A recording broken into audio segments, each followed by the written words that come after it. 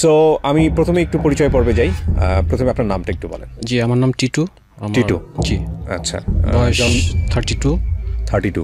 আমার জন্ম জেলা যশোর। যশোরে। তো টিটু ভাই, আপনি যে সিক্রেটস এখানে বলতে এসেছেন, এটা বাংলাদেশের অনেক মানুষের জীবনের ঘটনা, অনেক মানুষের জীবনের ঘটনা। কেউ হয়তো মধ্যপথে গিয়ে ওখানেই শেষ হয়ে যায়, কিংবা কেউ হয়তো আপনার মতো আজকের এই সিটে বসে পুরো সফলতার গল্পটা বলতে পারে। তো আমি মনে করি যে আজকের এই গল্পটা অনেক ছেলে মেয়েকে হয়তো ভুল পথ থেকে সরিয়ে আনতে সাহায্য করবে। আমরা একেবারে ব্যাকগ্রাউন্ড থেকে যেতে চাই। জি, ছোটবেলা থেকে। তো আমার জন্ম জেলা যশোর কিবরিয়া ভাই, এবং যশোরের খুব একটা সীমান্তবর্তী এলাকা, বর্ডার সাইড আর কি। তো ছোটোবেলাটা আসলে যখন থেকে আমার মনে পড়ে, আমি প্রাইমারিতে পড়তাম। তো অন্য বাচ্চাদের মতো আসলে অ্যাজ ইউজুয়াল ছিলাম না আর কি। আমি একটু দুষ্টু ছিলাম। সারাদিন যে মার্বেল খেলতাম, ক্রিকেট খেলতাম, ক্যারাম বোর্ড খেলতাম, এবং স্কুল বা পড়াশোনার প্রতি আমার কোনো আগ্রহ কখনো ছিল না। কয় ভাই বোন ছিলেন আপনারা? আমার 3 ভাই। 3 ভাই। আপনি বড়? হ্যাঁ, তখন পর্যন্ত আমার 2 ভাই ছিলাম, পরে একটা হয়েছে আর কি। আচ্ছা আচ্ছা। তো স্কুলে যাইতে চাইতাম না। আমার মনে হয় যে আমার আম্মুকে ছাড়া আমি কখনো স্কুলে যাইনি আর কি। মানে আমি যদি কখনো একা একা স্কুলে যেতাম, আমি অর্ধেক রাস্তা যাওয়ার পর পলায় থাকতাম, গাছে উঠে বসে থাকতাম, ধান ক্ষেতের মাঝখানে উঠে যেয়ে বসে থাকতাম, বা অনেক পাশের গ্রামে খেলতে যাইতাম। আবার ঠিক স্কুল যখন শেষ হইতো তখন বাসায় চলে আসতাম। তো এটা আসলে আস্তে আস্তে আমার বাবা মা নোটিশ করে যে আমি স্কুলে যাচ্ছি না বা পড়াশোনা ঠিক মতো হচ্ছে না। তো তারপর থেকে আসলে আমার আম্মু দিয়ে আসতো আমাকে, বা মাঝে মধ্যে দিয়ে আসতো না, আমি পিছন দিকে দেখতাম যে আমার আম্মু আসছে কিনা। আমি স্কুলে ঢুকবো, পিছনে তাকাই দেখি আমার আম্মু। তখন তো আর আসলে পড়ানোর কোনো স্কোপ ছিল না। তো সেই সময়টা দেখা যাচ্ছে আমি ক্লাস করছি, বাট টিফিনে আমি চলে গেছি। কিছু কিছু ঘটনা আমার মনে পড়ে কিবরিয়া ভাই, যে আমি টিফিনে চলে গেছি, বাট আমার ছোট ভাই আমার জন্য ভাত নিয়ে গেছে টিফিনে। ভাত নিয়ে যাওয়ার পর দেখে আমি নাই। তো সেই বাসায় ফিরে আসছে। আমি কিন্তু ঠিক আমার ওই সময় 4টার সময় ছুটি দিই স্কুল, প্রাইমারি আর কি। 4টার সময় বাসায়? জি, বাসায় ফিরে থাকতাম স্বাভাবিক। কোথায় ছিল স্কুলে? তখন তো আসলে আমি স্কুলে ছিলাম না, তখন পানিশমেন্ট চলতো আর কি। আম্মু মারতো কম, বকতো বেশি আর কি। বা এমন হয়েছে যে মারতো আবার কাঁদতো নিজেই। আচ্ছা। আর আব্বু আমাকে একটু শাসন করতো। অনেক মার খাইছে আব্বুর হাতে, হয়তো আমার ভালোর জন্যই। বাবা কি করতেন? আমার বাবা ওই সময় জব করতো আর কি, এক্সপোর্ট ইম্পোর্ট একটা কোম্পানিতে জব করতো। আচ্ছা। তো এভাবে চলে আর কি। মানে গ্রামে সবাই জানতো যে আমি অনেক দুষ্টু। বাট কীভাবে আমার একটা জিনিস ছিল কি, আমার রেজাল্ট কিন্তু অত খারাপ ছিল না। আমার প্রাইমারি জীবনে কখনো আমার 5-এর উপরে রোল যায়নি, মানে এত কিছুর পরেও আর কি। মানে ইচ্ছা ছিল না, কিন্তু কীভাবে যেন হয়ে যাইতো আর কি। আর বিশেষ করে আমার টিউশনই ছিল বাসাতে, যে আপনার কি বলেন যে মাস্টার রাখতো। মানে বাপ মার ইচ্ছা আর কি, মানে নিজের অনিচ্ছা আর কি, পড়াশোনাটা চলতো আর কি। তো এইভাবে করতে করতে আমার পার হয়ে যায়। ক্লাস 5 পাস করি, তখন একটু নিজের একটু পরিবর্তন আসে আর কি। যে 6-এ উঠছি, বা দুষ্টমিটা একটু কমে। তখন আর কি আমার ওখানে আর কি একটা নামকরা স্কুল আছে, তো ওখানে আমি অ্যাডমিশন দিই, 6-এ ভর্তি হই আর কি। তো তখন আসলে দুষ্টমিটা ছিল, কিন্তু যে প্রাইমারিতে যেটা ছিল এটা না, মানে লিমিটেশনের ভিতরে। একটু ক্রিকেট খেলতে যাইতাম। আর আমার একটা সমস্যা ছিল কি, আমার আব্বু আমি যা চাইতাম সেটাই দিত আর কি। আমি যেটা খাইতে চাইতাম, বা আমি যে আমার এই ড্রেস লাগবে বা আমার এটা লাগবে, কিন্তু টাকা দিত না কখনো। আচ্ছা। এটা আমাকে খুব আসলে ওই বয়সটাতে খুব মিস করতাম। এটা মানে দেখতাম যে স্কুলের বাচ্চারা পেপসি কিনে খাইতেছে বা আইসক্রিম খাইতেছে, জি, এটা আমি পারতাম না কখনো। কিন্তু আমি যদি বাসায় এসে বলতাম যে আমি আইসক্রিম খাবো, তাহলে আমার আব্বু 10টা আইসক্রিম নিয়ে চলে আসছে। এটা আসলে ওই সময় খুব খারাপ লাগতো। তো এভাবে চলতে চলতে আমি তখন পড়াশোনা মোটামুটি আর কি, যে টিউশন রাখতো, তো ইচ্ছা অনিচ্ছা পড়তে হইতোই। তখন আর স্কুল ফাঁকি দেওয়ার মতো সুযোগ ছিল না আর কি। তখন স্কুলটা অনেক নাম করা ছিল, মানে একদিন না গেলে বাসায় ফোন দিত, বা অনেক টিচার ছিল আমার বাবার বন্ধু বান্ধব।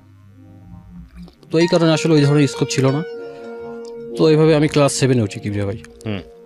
7-এ ওঠার পরে আমার একটা মামাতো বোন থাকে আর কি, আমার মামার মেয়ে। আসলে এটা বলা, 7-এ তো আসলে প্রেমের বয়স না, কিন্তু ওই সময় থেকে ওকে আমার ভালো লাগতো আর কি। ওই সময় থেকে, ওই সময়ের স্বপ্ন আসলে এখনকার স্বপ্ন তো এক না। ওই সময় আসলে ওই সময়ের মতো স্বপ্ন দেখতাম, মানে ভালো লাগাটা আর কি। তো এইভাবে চলতে চলতে এর ভিতরে অনেক মারটার খাইছি আব্বুর কাছে। তো এখানে একটা কথা বলি কিবরিয়া ভাই, সেটা হচ্ছে তখন থেকেই আসলে 7-8, হ্যাঁ, তখন থেকেই আমার আব্বুর একটা ব্যবসা খোলে আর কি। এতদিন তো চাকরি করতো আর কি, তখন নিজে একটা লাইসেন্স খুলে এক্সপোর্ট ইম্পোর্টের ব্যবসা করে। তখন আসলে আমাদের ফাইন্যান্সিয়াল অবস্থাটা অনেক ভালোর দিকে যায়। এমনকি এটা যেটা মানে আমার দাদার কাছ থেকে আমার আব্বু জমি পাইছিল 10 বিঘা আর কি। তো এইভাবে আস্তে আস্তে সে 20 বিঘা আরো কেনে জমি। আচ্ছা, সিচুয়েশনটা এই পর্যায়ে গেছিল আর কি। 1 বিঘা মানে 33 শতক জি।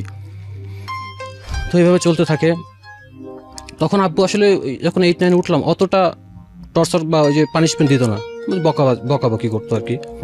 তারপর আস্তে আস্তে পরিবর্তন হতে থাকে। তারপরও মানে কেউ জানতো না যে আমি পাশ করবো এসএসসি বা এই ধরনের মেন্টালিটি ছিল না মানে বাড়ির কারোর ভিতরে, যে এই ছেলে তো পড়াশোনাই করে না, যা করে জোর করে করানো লাগে।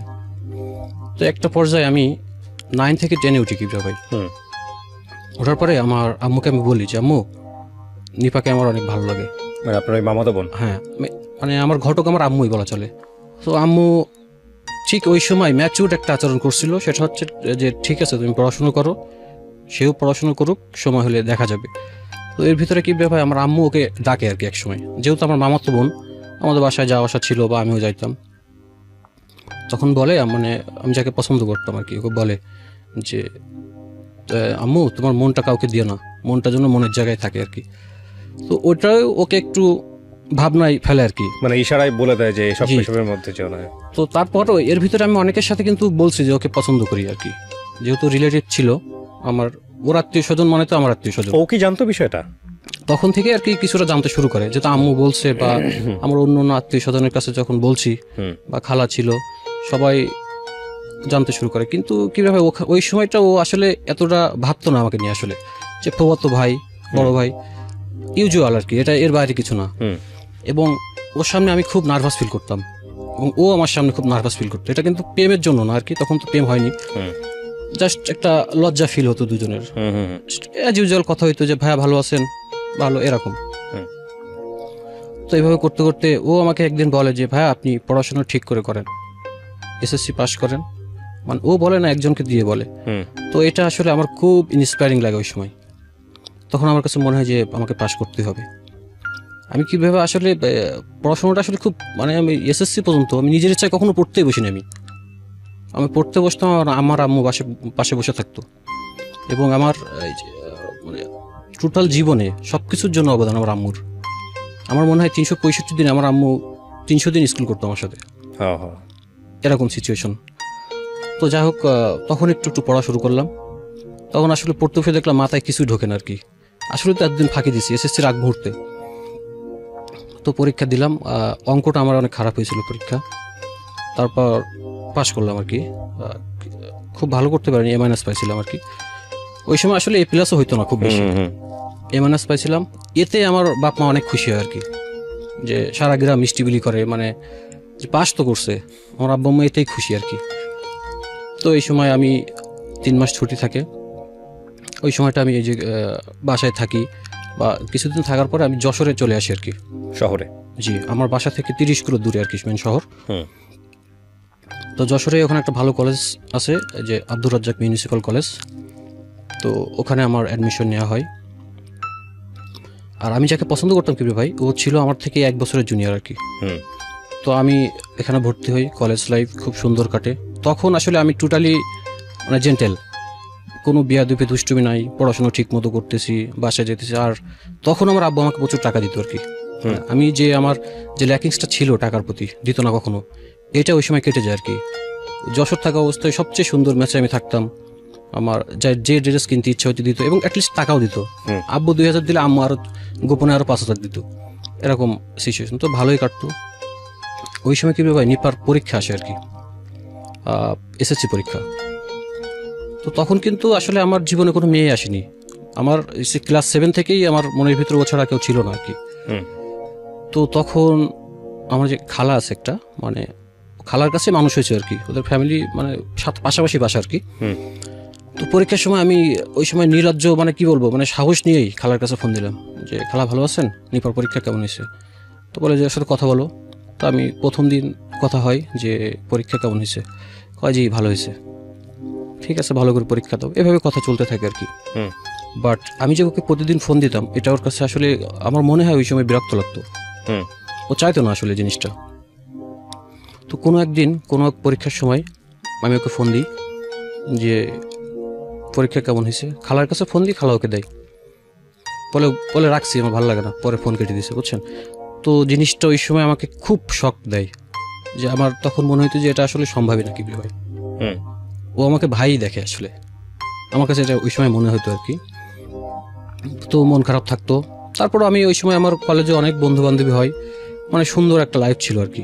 আমরা ঘুরতে যাইতাম, ফাস্ট ফুডে যাইতাম, একসাথে শপিং যেতাম, মানে খুব খোলামেলা। আমি তো এতদিন বন্দি ছিলাম বাসাতে, ওই সময়টা ম্যাচে থাকতাম ইচ্ছা মতো, খুব সুন্দর। তারপরও আমি কিন্তু মানে কোনো খারাপ দিকে যাইনি আর কি, পড়াশোনাটা ঠিক ছিল, কখনো মিসইউজ করিনি। জি জি, কখনোই মিসইউজ করিনি।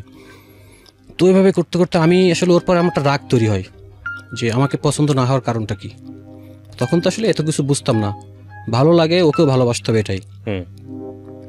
তো একদিন ওর পরীক্ষা শেষ হয় আর কি, একদিন ওর চাচি আর কি, মানে আমার মামি, ওর চাচি মানে তো আমার মামি, তো নাম্বার থেকে একটা ফোন আসে। তো আমার মামি আমাকে বলে, টিটু নিপা কথা বলবে। তখন আমার আসলে খুব হঠাৎ করে কথা বলবে, তখন পরীক্ষা শেষ ওর। তো বলে যে ভাইয়া আপনি রাগ করছেন? সরি, আমি আসলে ওই দিন অনেক জ্যাম ছিল, শরীরটা খারাপ ছিল এই কারণে। তো আমি বলি যে না, আমার কোনো রাগ নেই। কয় ভাইয়া প্লিজ রাগ করেন না, তখন কিন্তু ভাইয়া করে বলে ডাকতো আর কি। তো আমি বলছি ঠিক আছে, তুমি রাগ ভাঙবে, তুমি আমাকে কালকে ফোন দিও। আচ্ছা। তখন সিটি সেল ইউজ করতাম আর কি। তো তারপর দিন আমাকে ফোন দেয় বিকেল টাইম আর কি, সরি কি ভাবে, তখন ও কলেজে উঠে গেছে আর কি, কলেজে পড়ে, তখন আমি সেকেন্ড ইয়ার আর কি। তো ফোন দেয়, তো আমি তাকে বলি যে নিপা একটা কথা বলবো। তো বলেন। তুমি জানো যে আমাদের বাসা থেকেই চাই আসলে, তখন কিন্তু বলি নাই যে তোমাকে ভালোবাসি বা এই ধরনের কিছু বলি নাই, যে বাসা থেকে চাই, এটা কি তুমি রাজি, ইয়েস অর নট? তো কিছুই বলেন আর কি। তো অনেকক্ষণ পরে আমি কিছু, প্লিজ এটা বলো তোমার, কারণ যেহেতু আমি এভাবে থাকা তো সম্ভব না, ইয়েস হলে ইয়েস, নো হলে নো, একটা কিছু বলো। তো অনেকক্ষণ পরে বলে ইয়েস। কীভাবে আসলে আমি ওকে জিজ্ঞেস করছিলাম যে বাসা থেকে বিয়ের জন্য আমার আব্বু আম্মু চাই, এটা কি তুমি রাজি কিনা? এতে আমি মহা খুশি হয়ে যাই আর কি। ওই সময় ফোনটা রাখা হয়, তারপর যে ম্যাচে থাকতাম, মানে সবাইকে খাওয়াই, মানে জীবনের প্রথম অনুভূতি ভালোবাসার, এটা আসলে শেয়ার করে আসলে বোঝানো যাবে না। Right, agreed. তো ওই সময়টা খুব ভালো কাটতো। আমি বসে থাকতাম সারাদিন, বিকেলে কখন ফোন দেবে। ও কলেজ থেকে আসতো, ওর তখন সেট ছিল না আর কি, এই যে মামির ফোন থেকে একটা মিস কল আসতো, ছোট্ট মিস কল আসতো, আমি ব্যাক করতাম। 29 পয়সা মিনিট ছিল তখন। কথা হতো মনে করেন 1 ঘন্টা 2 ঘন্টা 3 ঘন্টা, এভাবে কথা হতে হতে সম্পর্কটা আসলে ভালোবাসায় পরিণত হয়। আপনি থেকে তুমি, অনেক একটা মধুর সম্পর্ক। তখন ও কলেজে ভর্তি হচ্ছে, আমার বাসার পাশেই কলেজে ভর্তি হয়। আর আমি তখন প্রতি সপ্তাহে বাড়ি যেতাম আর কি, বৃহস্পতিবারে যাইতাম, শুক্রবার থাকতাম। ওর কলেজে যাইতাম, ওর সাথে ঘুরতে যাইতাম, এবং কলেজে সবাই জানতো যে আমার গার্লফ্রেন্ডরা। সো কলেজে ওই ধরনের ওকে কেউ ডিস্টার্ব বা এই ধরনের সুযোগ কখনো পাইনি আসলে। বাসাতেও তো রেস্ট্রিক্টেড ছিল, তারপর কলেজেও ওই ধরনের সুযোগটা পাইনি। আর এখানে একটা কথা বলা দরকার, সেটা হচ্ছে আমার প্রেমে কখনো বাধা আসেনি কিবরিয়া ভাই, বিকজ অফ ও কিন্তু আমার বাসাতে আসতো। কিন্তু আমার আম্মু ওই ধরনের সুযোগ আমাদেরকে কখনোই দিত না, যে আমরা খুব ডিপলি যে একা একা সময় পার করবো, এরকম না। হয়তো মাঠে ঘুরতে গেছি আমার কাজিন নিয়ে, বা বাজারের দিকে ঘুরতে গেছি, সাথে কেউ না কেউ আছে।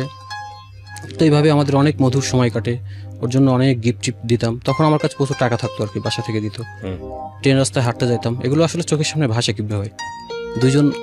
দুই পাশে ট্রেন লাইনে দাঁড়াতাম, মাঝখান দিয়ে হাত দিয়ে হাঁটতাম, অনেক হাঁটতাম।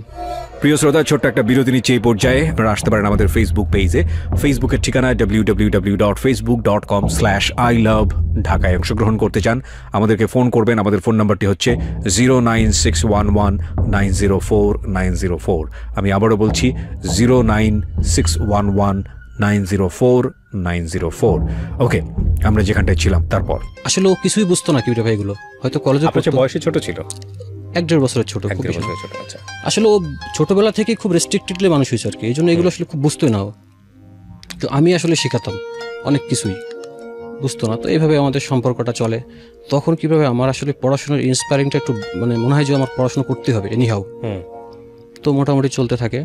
তো এখানে ওদের বাসা থেকে কিবরিয়া ভাই, তখন আমাদের ফিনান্সিয়াল অবস্থা অনেক ভালো হয়ে যায় আর কি, অনেক ভালো হয়ে যায়, যেটা মানে আমি যখন ছোট ছিলাম তার থেকে অনেক ভালো হয়ে যায়।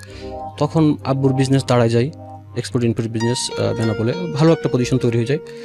ওদেরও ফাইন্যান্সিয়াল অবস্থা আমাদের থেকে ভালো ছিল আর কি। তো ওই সময়টা এই যে কথা বলি, এই সম্পর্ক, এগুলো কিন্তু ওদের বাসা থেকে মানতো না আর কি।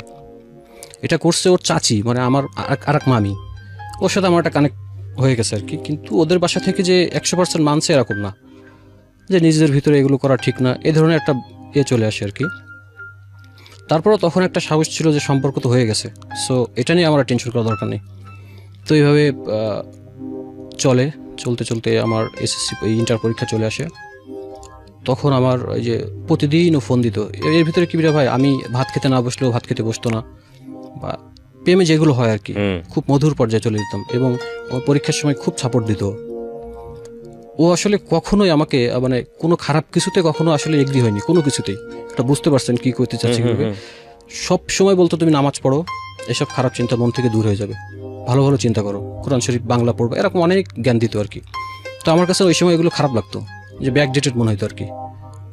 তো যাই হোক, তারপর আমি তো ওকে ছাড়তে পারবো না, এই হিসেবে ওগুলো মেনে নিতাম আর কি। তো পরীক্ষা চলে আসে। এর ভিতরে কিন্তু কীভাবে আমার আম্মু আসতো আমার বাসায়, এই যে মেসে আব্বু আসতো, খাদ্য খাবার নিয়ে আসতো। আমি একটু আসলে মাংস খুব পছন্দ করতাম, প্রতি সপ্তাহে আমার আম্মু মাংস নিয়ে আসতো রান্না করে। মেসে খাওয়া দাওয়া ভালো হতো, তারপরও বাসার আর মেস তো পার্থক্য থাকেই। তো আমার পরীক্ষা চলে আসে। এটা আসলে কীভাবে এখন আমার ভাবলেই কেমন লাগে। আমি প্রতিটা পরীক্ষার সময় আমি পরীক্ষা হল থেকে বেরোতাম, দেখতাম যে আমার আব্বু আম্মু হয় একটা ঠান্ডা পেপসি বা একটা কোল্ড ড্রিঙ্কস বা একটা জুস নিয়ে দাঁড়ায় আছে। প্রত্যেকের বাপ মা কিন্তু একদিন যায় প্রথম দিন, বা আমি দেখতাম আমার বন্ধু বান্ধব সবাই একদিন আইছে, তারপর হয়তো আসে না, ফোনে কন্ট্যাক্ট করে। কিন্তু আমার আব্বু আম্মু প্রতিদিন দাঁড়ায় থাকতো। এটা নিয়েও আমার কাছে খুব লাগতো আর কি। সব বন্ধু বান্ধব একসাথে আসতাম, আব্বু আম্মু দাঁড়ায় থাকতো, এটা মানে ভাবতে কেমন লাগতো আর কি। তো ওই সময় আম্মু রান্না টান্না করে নিয়ে যাইতো। তো প্রতিদিন পরীক্ষা মোটামুটি ভালোই দিয়েছিলাম কি ভাই, A+ হবে না, কিন্তু আমার মনে হয়েছে যে আমি আমার যতটুকু ক্যাপাবল আমি ততটুকুই পরীক্ষা দিতে পারছি আর কি। তো এইভাবে পরীক্ষা দিলাম। পরীক্ষা দেওয়ার পর ও তখন আমার পরীক্ষার পরে ও তখন ফার্স্ট ইয়ার শেষের দিকে, মানে সেকেন্ড ইয়ার। ও তো যেহেতু আমার 1 বছরের জুনিয়র ছিল। তো এই সময় রেজাল্ট দেয়, আমি 4.50 পাই আর কি। আমার প্লাস হয়নি কিন্তু কাছাকাছি। মানে এটাতে তখন বাপ মা অনেক খুশি হয় আর কি, যে যাকে দিয়ে সম্ভবই না সে এত দূর গেছে, এটাই আনা। তো তারপর আব্বু আব্বু সিদ্ধান্ত হয় আর কি যে ঢাকাতে যাইতে হবে। তো তখন আমি ঢাকাতে চলে আসি। আমি 8 সালে ইন্টার পাস করি আর কি। তখন আমি ঢাকাতে চলে আসি। ঢাকাতে আসার সময় ওর খুব কান্নাকাটি, মানে এতদিন তো দেখা যাচ্ছে যে সপ্তাহে একদিন দেখা হইতোই, বা যখন আমি বাসায় থাকতাম তখন আমি প্রতিদিন কলেজে যাইতাম। ও খুব আইসক্রিম খাইতো আর কি। মানে ওকে যদি বলা হয় যে 1 মাস ভাত খাওয়া যাবে না, শুধু আইসক্রিম, কোনো ব্যাপার না, খাইতে পারবি না। আমি পরীক্ষাও করছি, 2-3 দিন মানে জাস্ট হালকা খাবার খাইছে, আইসক্রিম খাইছে। তো আমি প্রতিদিন ওই যে কলেজ যাইতাম, আইসক্রিম নিয়ে যাইতাম, মানে সম্পর্কটা খুব মধুর ছিল আসলে ওই সময়। তো আমি ঢাকাতে চলে আসলাম, খুব মন খারাপ। তখন ওরও একটা সেট দেওয়া হয় সিটিসেল, আমারও সিটিসেল একটা সেট নিই। তো কথা হয়, ঢাকাতে আসলাম, আমি ফার্মগেটে ভর্তি হই, UCC কোচিং সেন্টার। তখন আমার চাচাতো ভাই থাকতো আর কি ঢাকাতে, ওর বাসায় উঠলাম। তো কোচিংয়ে যাইতে যাইতে আমার ভার্সিটি পরীক্ষা চলে আসে আর কি। ভার্সিটি পরীক্ষা আমি আসলে কোথাও পরীক্ষা দিইনি, কারণ আমার তখন আসলে একটু শো অফ করতে মন চাইতো আর কি। যে এলাকায় তো আসলে এলাকা থেকে ঢাকায় খুব কম লোকজনই থাকে। আমার মনে হয় আমি ঢাকাতে থাকবো, ঢাকায় পড়াশোনা করব, মানে একটু নিজের ভিতরে একটা চলে আসে আর কি। তো জাহাঙ্গীরনগর চান্স হয় না, ঢাকা ভার্সিটিও চান্স হয় না। আসলে কি পড়ছি আমি, কিন্তু হয় না আসলে। কমার্স থেকে চান্স পাওয়াটা একটু টাফ ছিল ওই সময় কিভাবে ভাই। তো তখন আমি বাসা থেকে সিদ্ধান্ত হয় যে প্রাইভেট ইউনিভার্সিটিতে ভর্তি হবে। তো আমি তখন ইস্ট ওয়েস্ট এবং ড্যাফোডিল থেকে আর কি ফর্ম তুলি, দুটোতেই পরীক্ষা দিই। তো আমার ভাই ছিল আর কি ইস্ট ওয়েস্টে পড়তো। তো ও বললো যে টিটু তুমি ইস্ট ওয়েস্টে ভর্তি হো না, ইস্ট ওয়েস্ট অনেক ভালো, সবই ঠিক আছে, কিন্তু আমার কাছে মনে হয় তুমি ক্যাপেবল না এটার জন্য। তো আমি জিজ্ঞেস করলাম কেন, এফোর্ড করার মতো ক্যাপেবল? জি জি। তারপর ওই যে ভাই আমাকে বলে যে আসলে ইস্ট ওয়েস্টে অনেক অ্যাসাইনমেন্ট থাকে, অনেক প্রেজেন্টেশন থাকে, এগুলো আসলে তুই পারবি না, আর সব ইংলিশ মিডিয়াম তো অনেক টাফ হয়ে যাবো। তো তখন আমারও আসলে সিদ্ধান্ত হয় যে আমি একটু রিল্যাক্সে থাকতে চাই আর কি। তখন আমার ড্যাফোডিলে ভর্তি হওয়া হয়, বিবিএতে ভর্তি হই। তো তখন আসলে আমি বাসাটাও আমি তখন চেঞ্জ করি। আমি তখন এই যে আপনার শুক্রবার চলে আসি, আমার ক্যাম্পাস ছিল শুক্রবাদে, ওখানে তল্লাবাগে থাকতাম আমি। তখন বাসা থেকে আমার ল্যাপটপ কিনে দেয় আব্বু, 1 লাখ, ডেলের একটা ল্যাপটপ কিনে দিয়েছিল 1,40,000 টাকা দিয়ে। ওরে বাবা! মানে তার এক্সপেকটেশন ছিল আমার ছেলে যে পড়াশোনা করতেছে এনাফ, তার কোনো কিছু অপূর্ণ থাকবে না। এবং ওই সময় আমি 10-12 হাজার টাকা করে শুধু মানে ম্যাচ থাকা খাওয়ার খরচ নিতাম ভার্সিটি। বাবা, 1,40,000 টাকাতে ওই সময় ল্যাপটপ মানে অনেক ভালো কনফিগারেশন। আমার মনে আছে মডেলটা DL630, ওটা আমার এখনও আছে কিডিও ভাই ল্যাপটপটা, হয়তো কাজ করে না ঠিক মতো, এখনও আছে। তো ল্যাপটপ কিনে দেয় ওই সময়। তখন আমি ভার্সিটিতে যাই, অনেক বন্ধু বান্ধবের সাথে পরিচয় হয়। তো ভার্সিটিতে আমার আসলে প্রথম যখন আমি যাই তখন আমার প্রথম সেমিস্টার খুব রেজাল্ট ভালো হয় আর কি। তখন আমার মনে হতো যে ভার্সিটিতে রেজাল্ট ভালো করলেই অনেক বন্ধু হবে বা এটা নিজের একটা মূল্যায়ন থাকবে আর কি। তো এই জন্য আমি পড়াশোনাটাও ঠিক মতো করতাম। আর আমার একটা সাপোর্ট হতো কি, আমার চাচাতো ভাই যে আমার সাথে থাকতো ও ড্যাফোডিলে পড়তো, ও তখন মেবি 7 বা 8 সেমিস্টার এরকম। তো ও অনেক কিছুতে আমাকে হেল্প করতো। দেখা যাচ্ছে যখন কেউ অ্যাসাইনমেন্ট বুঝতোই না তখন আমি অ্যাসাইনমেন্ট তৈরি করতে পারতাম। কিন্তু আসলে কেউ জানতো না যে আমি কপি করে নিয়ে আসছি বা আমার ভাইয়ের কাছ থেকে হেল্প নিয়েছি। তো অ্যাসাইনমেন্ট, প্রেজেন্টেশন, ক্লাস এভাবে চলতে থাকে। এদিকে নিপার সাথেও সম্পর্কটা থাকে, চলে। তো ওই যে কথা হতো, প্রচুর কথা হতো, রাত্রেও অনেক কথা হতো। ভাত খাইছি, আমি না খাইলে কখনো খাইতে বসতো না। আমি ভার্সিটি থেকে 3টার দিকে যদি 4টার দিকেও আসতাম বসে থাকতো, আমি আসার পরে একসাথে খাইতাম। আর অনেক মধুর, আসলে এটা আমি কিভাবে এক্সপ্লেন করবো আমি বুঝতে পারছি না, এটা শেয়ার করা যাবেও না আসলে এইভাবে। তো তারপর ভার্সিটিতে চলতে থাকে, আমার রেজাল্ট খুবই ভালো হয়। আমি আউট অফ 4-এ 3.67 এরকম থাকতো আমার প্রথম দিকে।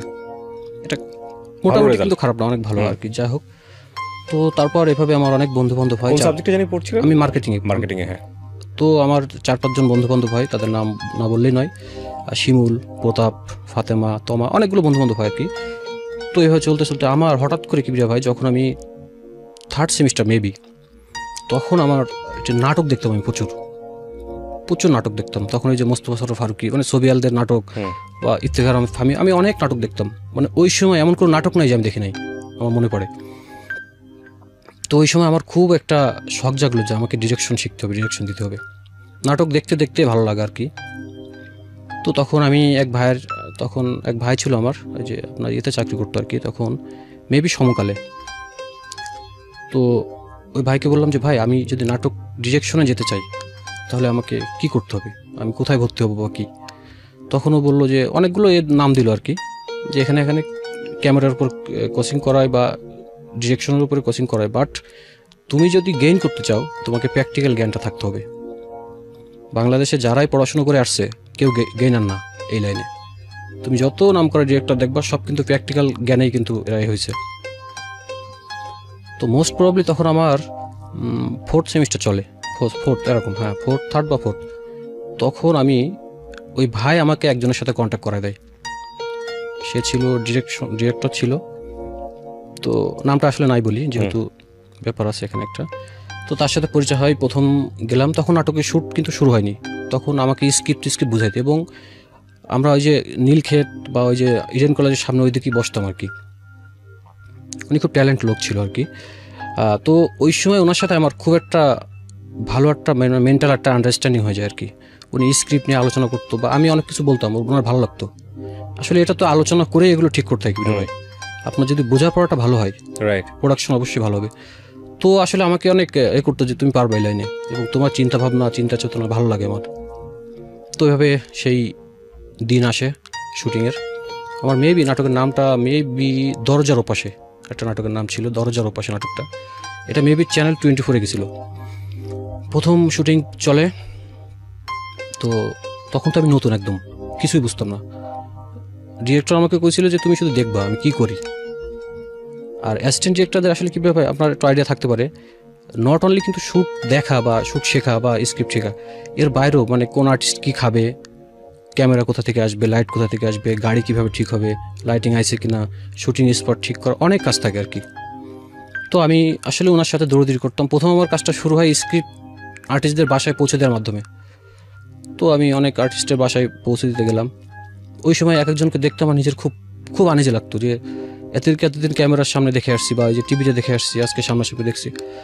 তো আসলে ওরাও খুব অ্যাজ ইউজুয়াল বিহেভ করতো, কারণ নাটক লাইনের লোকজন তো, আমি তার বাইরে কেউ না, ওরা এটা ভাবতো। তো এভাবে নাটক শুরু হয় আমাদের। মেবি এটা ছিল পুবাইল কলেজ রোড থেকে একটু ভিতরে একটা স্পট ছিল। তখন ছিল জাফরান নিশো ছিল, ডলি জহুদ ছিল, সারিকা ছিল, মাসুম আজিজ, আর অনেকে, দিল মোহাম্মদ দিলু, এই যে নাসিম ভাই, শাহেদ ভাই, তখন তারা খুব পপুলার। অ্যাটলিস্ট এখনও তো নিশো অনেক পপুলার। তো ওই সময় আসলে সবার সাথে আমার একটা সম্পর্ক ভালো হয়ে যায় আর কি। মানে ভালো হয় বলতে কি, সবাই বুঝতো এটা শর্ট হচ্ছে, আমি বলতাম যে ভাই এটা এইভাবে নেন, যে ভাই এটা এইভাবে নেন। তখন সবাই বুঝতো যে এর একটা আগ্রহ আছে, একে দিয়ে হইবে। এবং ডলি জোহর আন্টি আমাকে একদিন কইছিল যে তুমি অনেক ভালো করবা, আর মনে পড়ে কথাটা, তুমি ডিরেকশন লাইনে অনেক ভালো করবা। তো এভাবে শ্যুট চলতে থাকে এবং আমার কাজের দেখে ডিরেক্টর আমাকে খুব খুশি হয় আর কি, যে আমি খুব কষ্ট করতাম কিবরিয়া ভাই। মানে আমাদের শুটিং আসলে নাটক, এটা অনেকে জানে কিনা জানি না, একটা নাটক কিন্তু আসলে 2 দিনে শেষ হয়ে যায়, সর্বোচ্চ কিছু কিছু টেলিফিল্মের ক্ষেত্রে 3 দিন নিতে পারে। তো আমরা মনে করেন সকালে যাইতাম, সারাদিন কাজ করতাম, 3-4 দিকে আবার বাসায় আসতাম, আবার ভোরে চলে যেতাম, 2 দিনে শেষ হইতো আর কি। তো ওই সময়টা আসলে শুটিং পড়তো শুক্রবার, আমাদের যে ডিরেক্টর ছিল ও শুটিং বেশিরভাগ নিত শুক্রবার, বৃহস্পতিবার, শুক্রবার। তো আমার ভার্সিটিতেও আসলে ওই সময় সমস্যা হতো না। আর যখন আমি নাটকের লাইনে গেলাম তখন আমার ফ্রেন্ডরাও আমাকে অনেক সাপোর্ট দিত। তখন একটা ভালো লাগতো যে নায়ক নায়িকাদের সাথে ছবি ফেসবুকে আপলোড দিতেছি, সবাই একটা মানে ওই সময় থাকে না ইয়ং বয়সে একটা সাপোর্ট দিত, অ্যাসাইনমেন্ট প্রেজেন্টেশন অনেক সাপোর্ট দিত। তো এইভাবে নাটকের কাজ শেষ হয়। আমার তখন মনে হতো কি ভাই, শুধু এই যে স্ক্রিপ্ট বা এই যে শুটিং দেখলে বা শিখলে হবে না, আমার সব কিছু টোটাল সেটিংসটাই আমার আয়ত্ত আনতে হবে। এটা কি আপনি কোনো পয়সা করে পেতেন নাকি শুধু? হ্যাঁ, আমি তখন ওই সময় আমার মনে পড়ে 8-9 হাজার টাকা দিত পার নাটকে। প্রথম নাটকে হয়তো দিইনি, প্রথম নাটকে হয়তো দেয়নি অত টাকা, কিন্তু পরের থেকে আমার 8-9 হাজার টাকা করে দিত। আর কিছু ওই সময় আসলে কিছু টাকা পয়সা থাকতো কি ভাই, এটা আসলে নাই বলি। তো আমি ওই সময় যে এডিটিং প্যানেল ছিল, যে মালিবাগ, আমি এখানে এসে বসে থাকতাম, আমি এডিটিং কিভাবে করে, ওই যে বসুন্ধরা সিটি থেকে আমি যে মিউজিকের ডিস্ক কিনে যেতাম। মানে ওই সময় ডিরেক্টর আমার পর এতটাই ডিপেন্ডেবল হয়ে গেল, শুধু কইতো তুমি এখানে যাও, এটা করো, এটা করো। তখন আমার সাথে আসলে মোটামুটি প্রত্যেক আর্টিস্টরাই বুঝলো যে আমি সব কিছু করতেছি, বা তখন কিন্তু আমি কাজ যে খুব বেশি বুঝি তা না।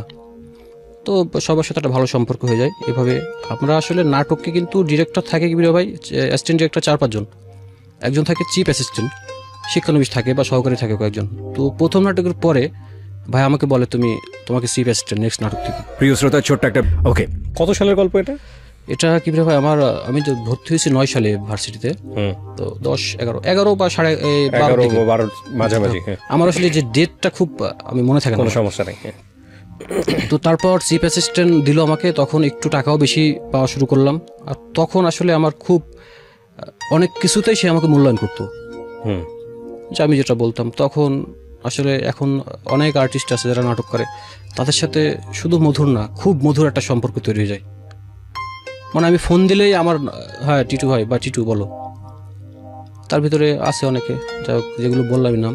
আমরা বেশিরভাগ কাজ করতাম আফরান নিশোর সাথে আর কি। আমারও ব্যক্তিগতভাবে এবং আমার ডিরেক্টরও আফরান নিশোর ভালো লাগতো আর কি। এবং আফরান নিশো যখন খুব নাটক শুরু করে তখন থেকে উনি তাকে নিত। আফরান নিশোর পিছনে অনেক অবদান আছে, হি ইজ রিয়েলি জিনিয়াস, এবং অনেক মানুষ তাকে পছন্দ করে, খুব ভালো লাগতো। এবং আমি শুধু ছবি তুলতাম, তা আফরান নিশো বলতো যে তোর কি আর কারোর সাথে ছবি তুলতে মন চায় না? তখন এই যে অপর্ণা ঘোষ ছিল, এই যে আপনার সারিকা ছিল, মেহজাবিন, অনেকে ছিল। তো আমি কারোর সাথে আসলে ছবি তুলতাম না ওই সময়, শুধু আফরান নিশোর সাথে। আর ওর চুলটা আমার খুব ভালো লাগতো, চুলে হাত দিতাম। এবং যখন আমি শুটিংয়ে যাইতাম, ও কি খাইতো আমি সেটারে বেশি এমফাসিস করতাম। তো ও বুঝলো যে আমাকে একটু ভালোবাসে। তো এই সময় সবার সাথে একটা সম্পর্ক হয়ে যায় আর কি। একটা নাটকে কি বলে ভাই, একটা সেট থাকে, কিন্তু দেখবেন যে ডিরেক্টর কিছু আর্টিস্ট নিয়ে কাজ করে, এদেরকে নিয়েই মোস্ট অফ দ্য নাটকেই কাজ করে, হয়তো কিছু কিছু সময় একটু ভ্যারিয়েশন হয়। তো ওই সময় যে মাসুম আজিজ আছে সিনিয়র আর্টিস্ট, উনি খুব ভালো আর কি, উনি নাটক লাইনে ওনার অনেক জ্ঞান আছে আর কি। তো উনি একদিন বলছিল যে এই ছেলেটা অনেক ভালো করবে আমাকে। তো ওই সময় আসলে আমার কাজের একটা স্পৃহা ছিল অনেক, যে ভালো করতেছি ভালো। তখন আসলে ভার্সিটিতেও একটা মূল্যায়ন ছিল। বাংলাদেশে ওই সময় এমন কোনো টপ নায়ক নায়িকা নাই যার সাথে আমার ছবি ছিল না। শুটিংয়ের ছবি, অনেক ছবি তুলতাম আর কি। তো ওই সময় সব বন্ধুরাও সাপোর্ট করতো। তো এই করতে করতে কি ভাই, তখন আমি আসলে ওই সময়ও আমি অনলাইন পত্রিকাতে তখন জয়েন করি আর কি। তখন আমার আসলে মিডিয়া লাইনে যাওয়ার খুব একটা ইচ্ছা ছিল, এনিহাও আমাকে যাইতে হবে। এই সময় আপনার প্রেমের কি অবস্থা? প্রেম চলতেছে, প্রেমও চলতেছে, কঠিন চলতেছে প্রেম। তখন মনে করেন ওর জন্য আমি যে গিফট টিপ কিনে পাঠাই। আপনি যে নায়ক নায়কের সঙ্গে ছবি তুলতেন, ও জেলাস ফিল করতো না? গ্রামের মেয়ে, সাধারণ মেয়ে। আসলে সাধারণ গ্রাম বলতে কি, যে ও কিন্তু অনার্স পরে ভর্তি হয়েছে আর কি, ইংলিশে অনার্স মাস্টার্স করছে। তো ওই সময় বলতো যে আমি আসলে ওইভাবে বুঝতে দিতাম না যে ডিরেকশন, আমি তো আর সিনেমা নাটক করতেছি না বা সবার সাথে আসলে। আর আমার ওই ধরনের কোনো মেয়ে খারাপ মানতো না, বিশ্বাসও করতো না, আমাকে তো দেখে আসছে অনেকদিন ধরে।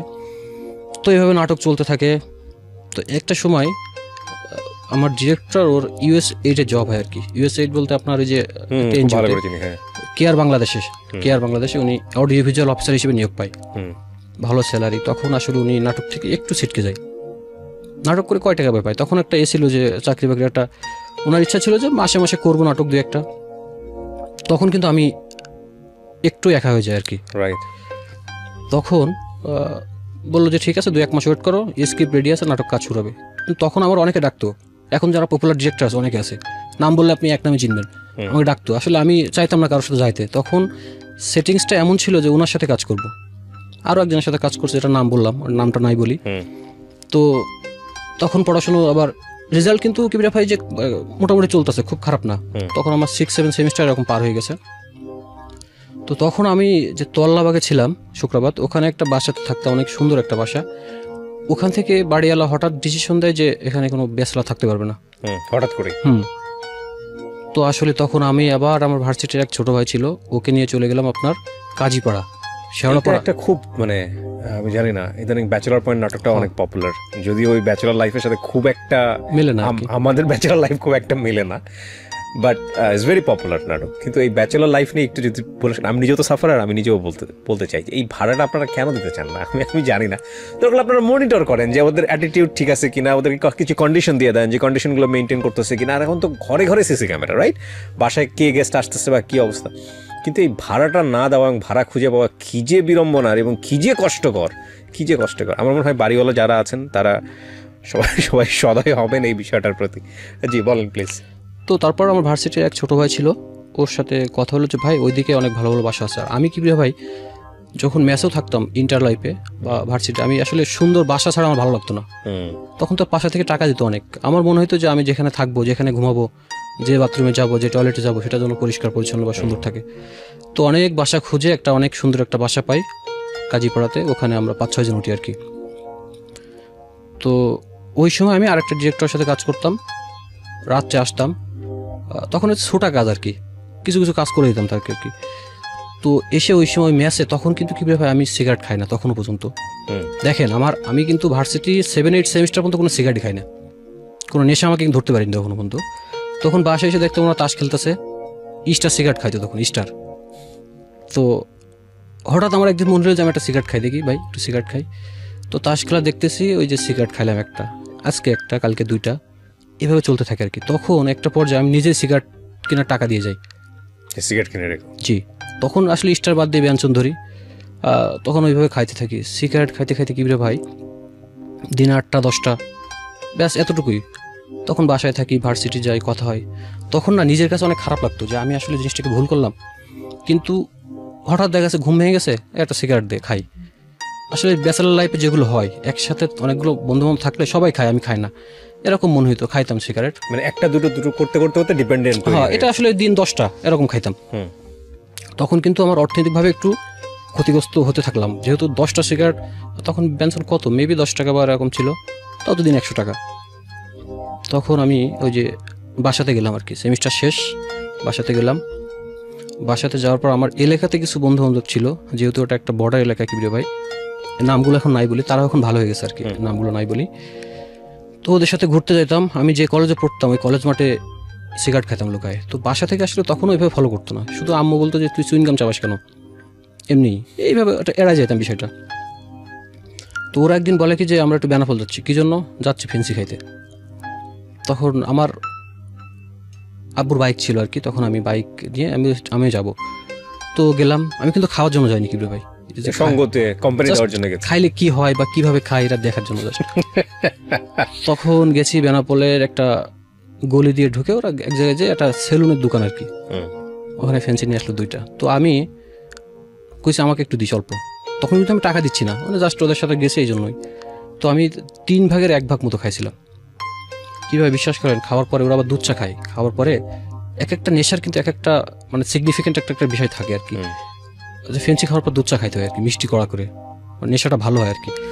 তো আমি ওই সময় দুধ চা খাইলাম। খাওয়ার পর আমার এমন একটা অনুভূতি আসলো কি ভাই, মানে যখন মোটরসাইকেল চলতেছে মনে হচ্ছে যে গায়ে বাতাস লাগতেছে, কি একটা অনুভূতি, এটা বোঝানো যাবে না আর কি। সিগারেট খাইতে এত মজা লাগে, এটা কি একটু ঝিমায় কিন্তু মানুষ, মানে একটু ঘুম ঘুম ভাব আসে, ঝিমায়, খুব ভালো লাগলো। এরপর যে কদিন বাসায় ছিলাম প্রতিদিন খাইতাম, তখন আমি টাকা দিয়েই খাই। তখন সপ্তাহখানিক থাকার পরে কিন্তু আমার টাকা শেষ, তখন বাসা থেকে টাকা নিই। তখন একটু কনফিউজড হয়ে যায় আব্বু আম্মু, যে নোটিশ করে যে রাত্রে বারবার উঠে ওইদিকে যাই, তখন সিগারেট খেতে যেতাম।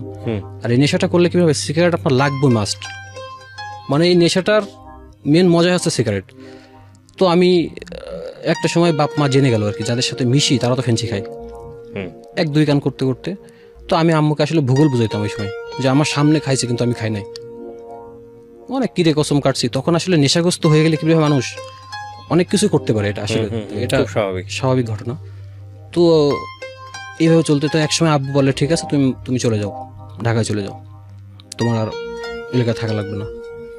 তো যেদিন ঢাকায় আসি ওই দিনও আমি ফেন্সি খেয়ে আসি একটা। তখন কিন্তু আমার হাফ বা 3 ভাগের 1 ভাগে হয় না, 1-2টাও খাইছি। আর ঢাকায় যে ফেন্সিগুলো থাকে এগুলো আসলে কিন্তু অনেক টুইনিং। আপনার গতদিন একটা ঘটনা একজন কইছিল যে একটা ভেঙে 3টা ভাঙায়, এরকম একটা ব্যাপার আছে। কিন্তু বেনাপোল যেটা আমরা কিন্তু ইন্ডিয়ার ওই পাশ থেকে আনাইতাম অনেক সময়। আচ্ছা। তারপর আমি ওই দিন নেশা করে আসলাম, বাসে উঠলাম। জার্নিতে আসলে খুব ভালো লাগতো ফেন্সি খাইলে, এবং কখন মনে হইতো বাসের ভিতরে তো সিগারেট খাওয়া যায় না, কখন ফেরিঘাটে আসবে। আমি জার্নিতে খুব বমি করতাম, কিন্তু ফেন্সি খেলে আমার বমি হইতো না।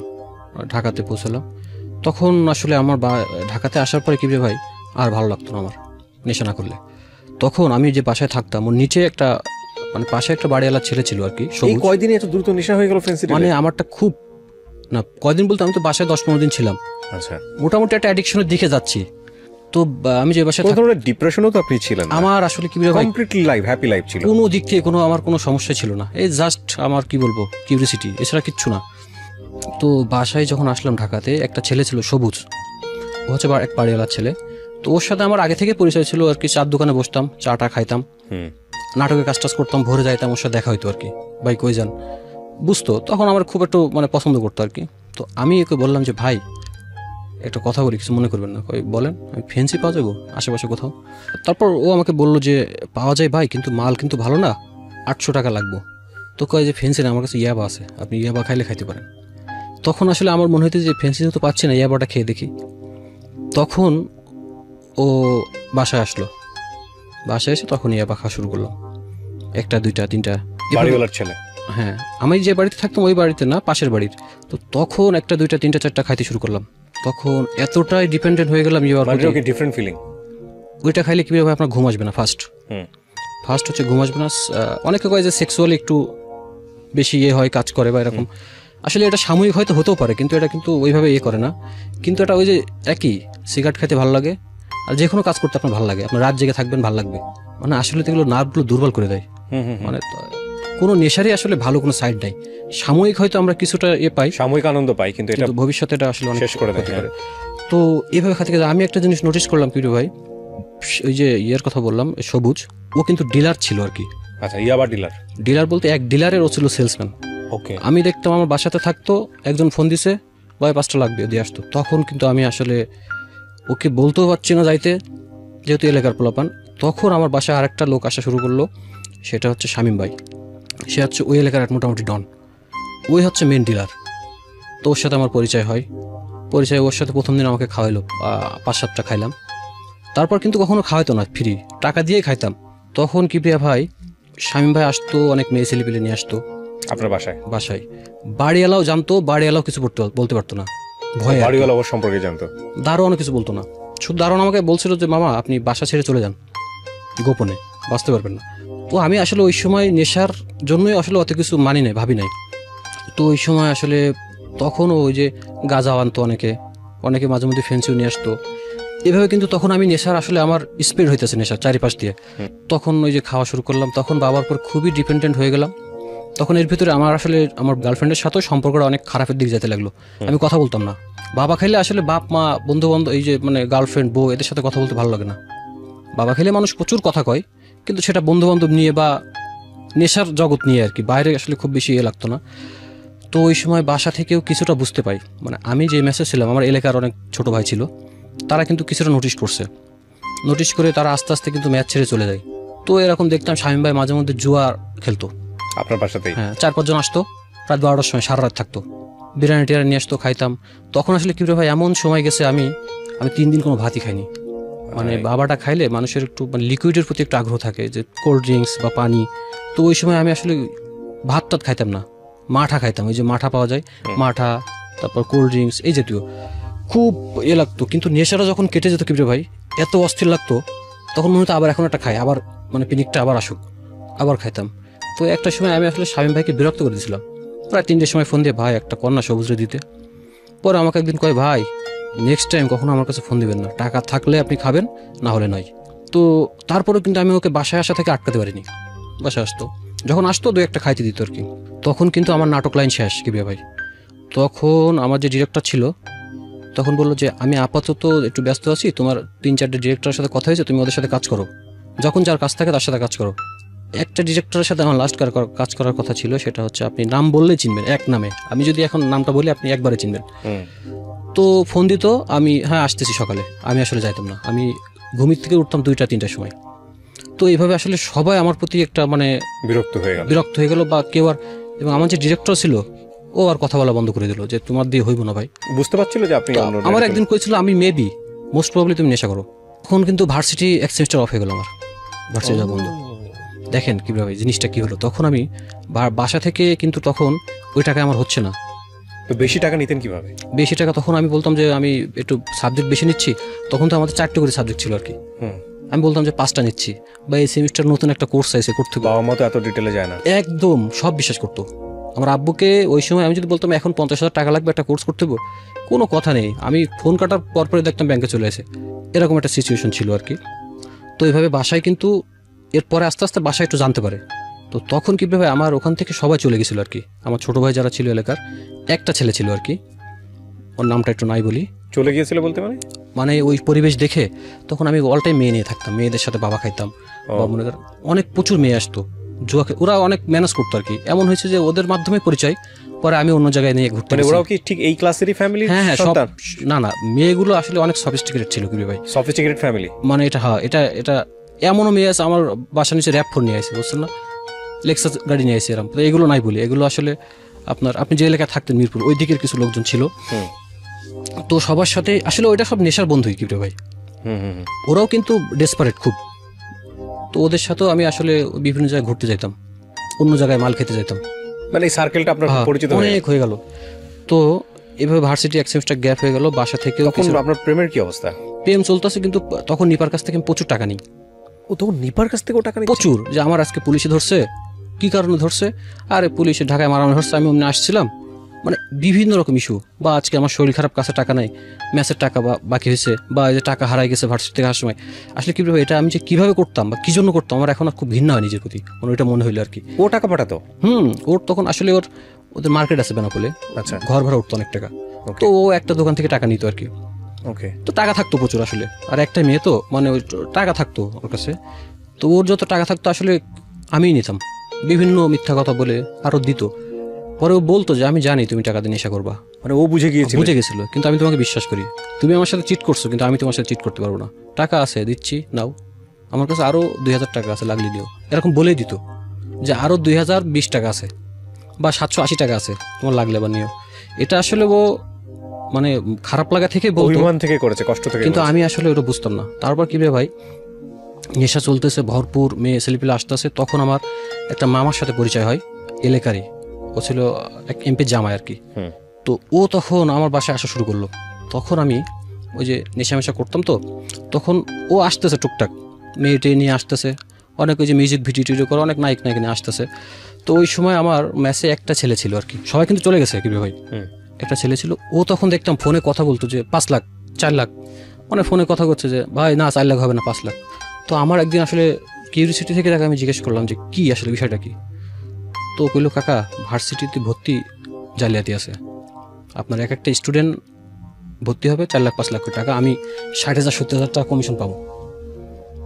কিভাবে হয় আসলে এটা একটু বলি কিভাবে হয়। সেটা হচ্ছে যখন ভার্সিটিতে ভর্তি শুরু হয় প্রচুর যে জালিয়াতি পাওয়া গেল, আমাদের অনেকে ধরা খাইছে, এই গত বছর ধরা খাইছে, এবং আপনার এই যে যমুনা টিভিতে রিপোর্ট হয়েছে। হ্যাঁ, এটা খুব বহুল প্রচলিত ঘটনা। আমার মনে হয় যারা আজকে দেখছেন খুব মনোযোগ দিয়ে শোনেন যে প্রসেসটা আসলে কি করতো ওনারা। ওকে, আমরা এখান থেকে বিরতিতে যাব প্রিয় শ্রোতা, ছোট্ট একটা ব্রেক।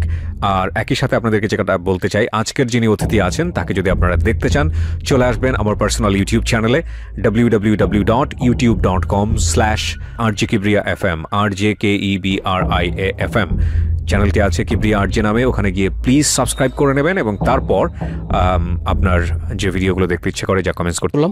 তো বললো সিস্টেমটা হচ্ছে ডিভাইস দিয়ে দেবে, মানে যে পরীক্ষার্থী তার কাছে ডিভাইস, এবং ছেলেরা আন্ডারওয়্যারের ভিতরে ডিভাইস রাখতো।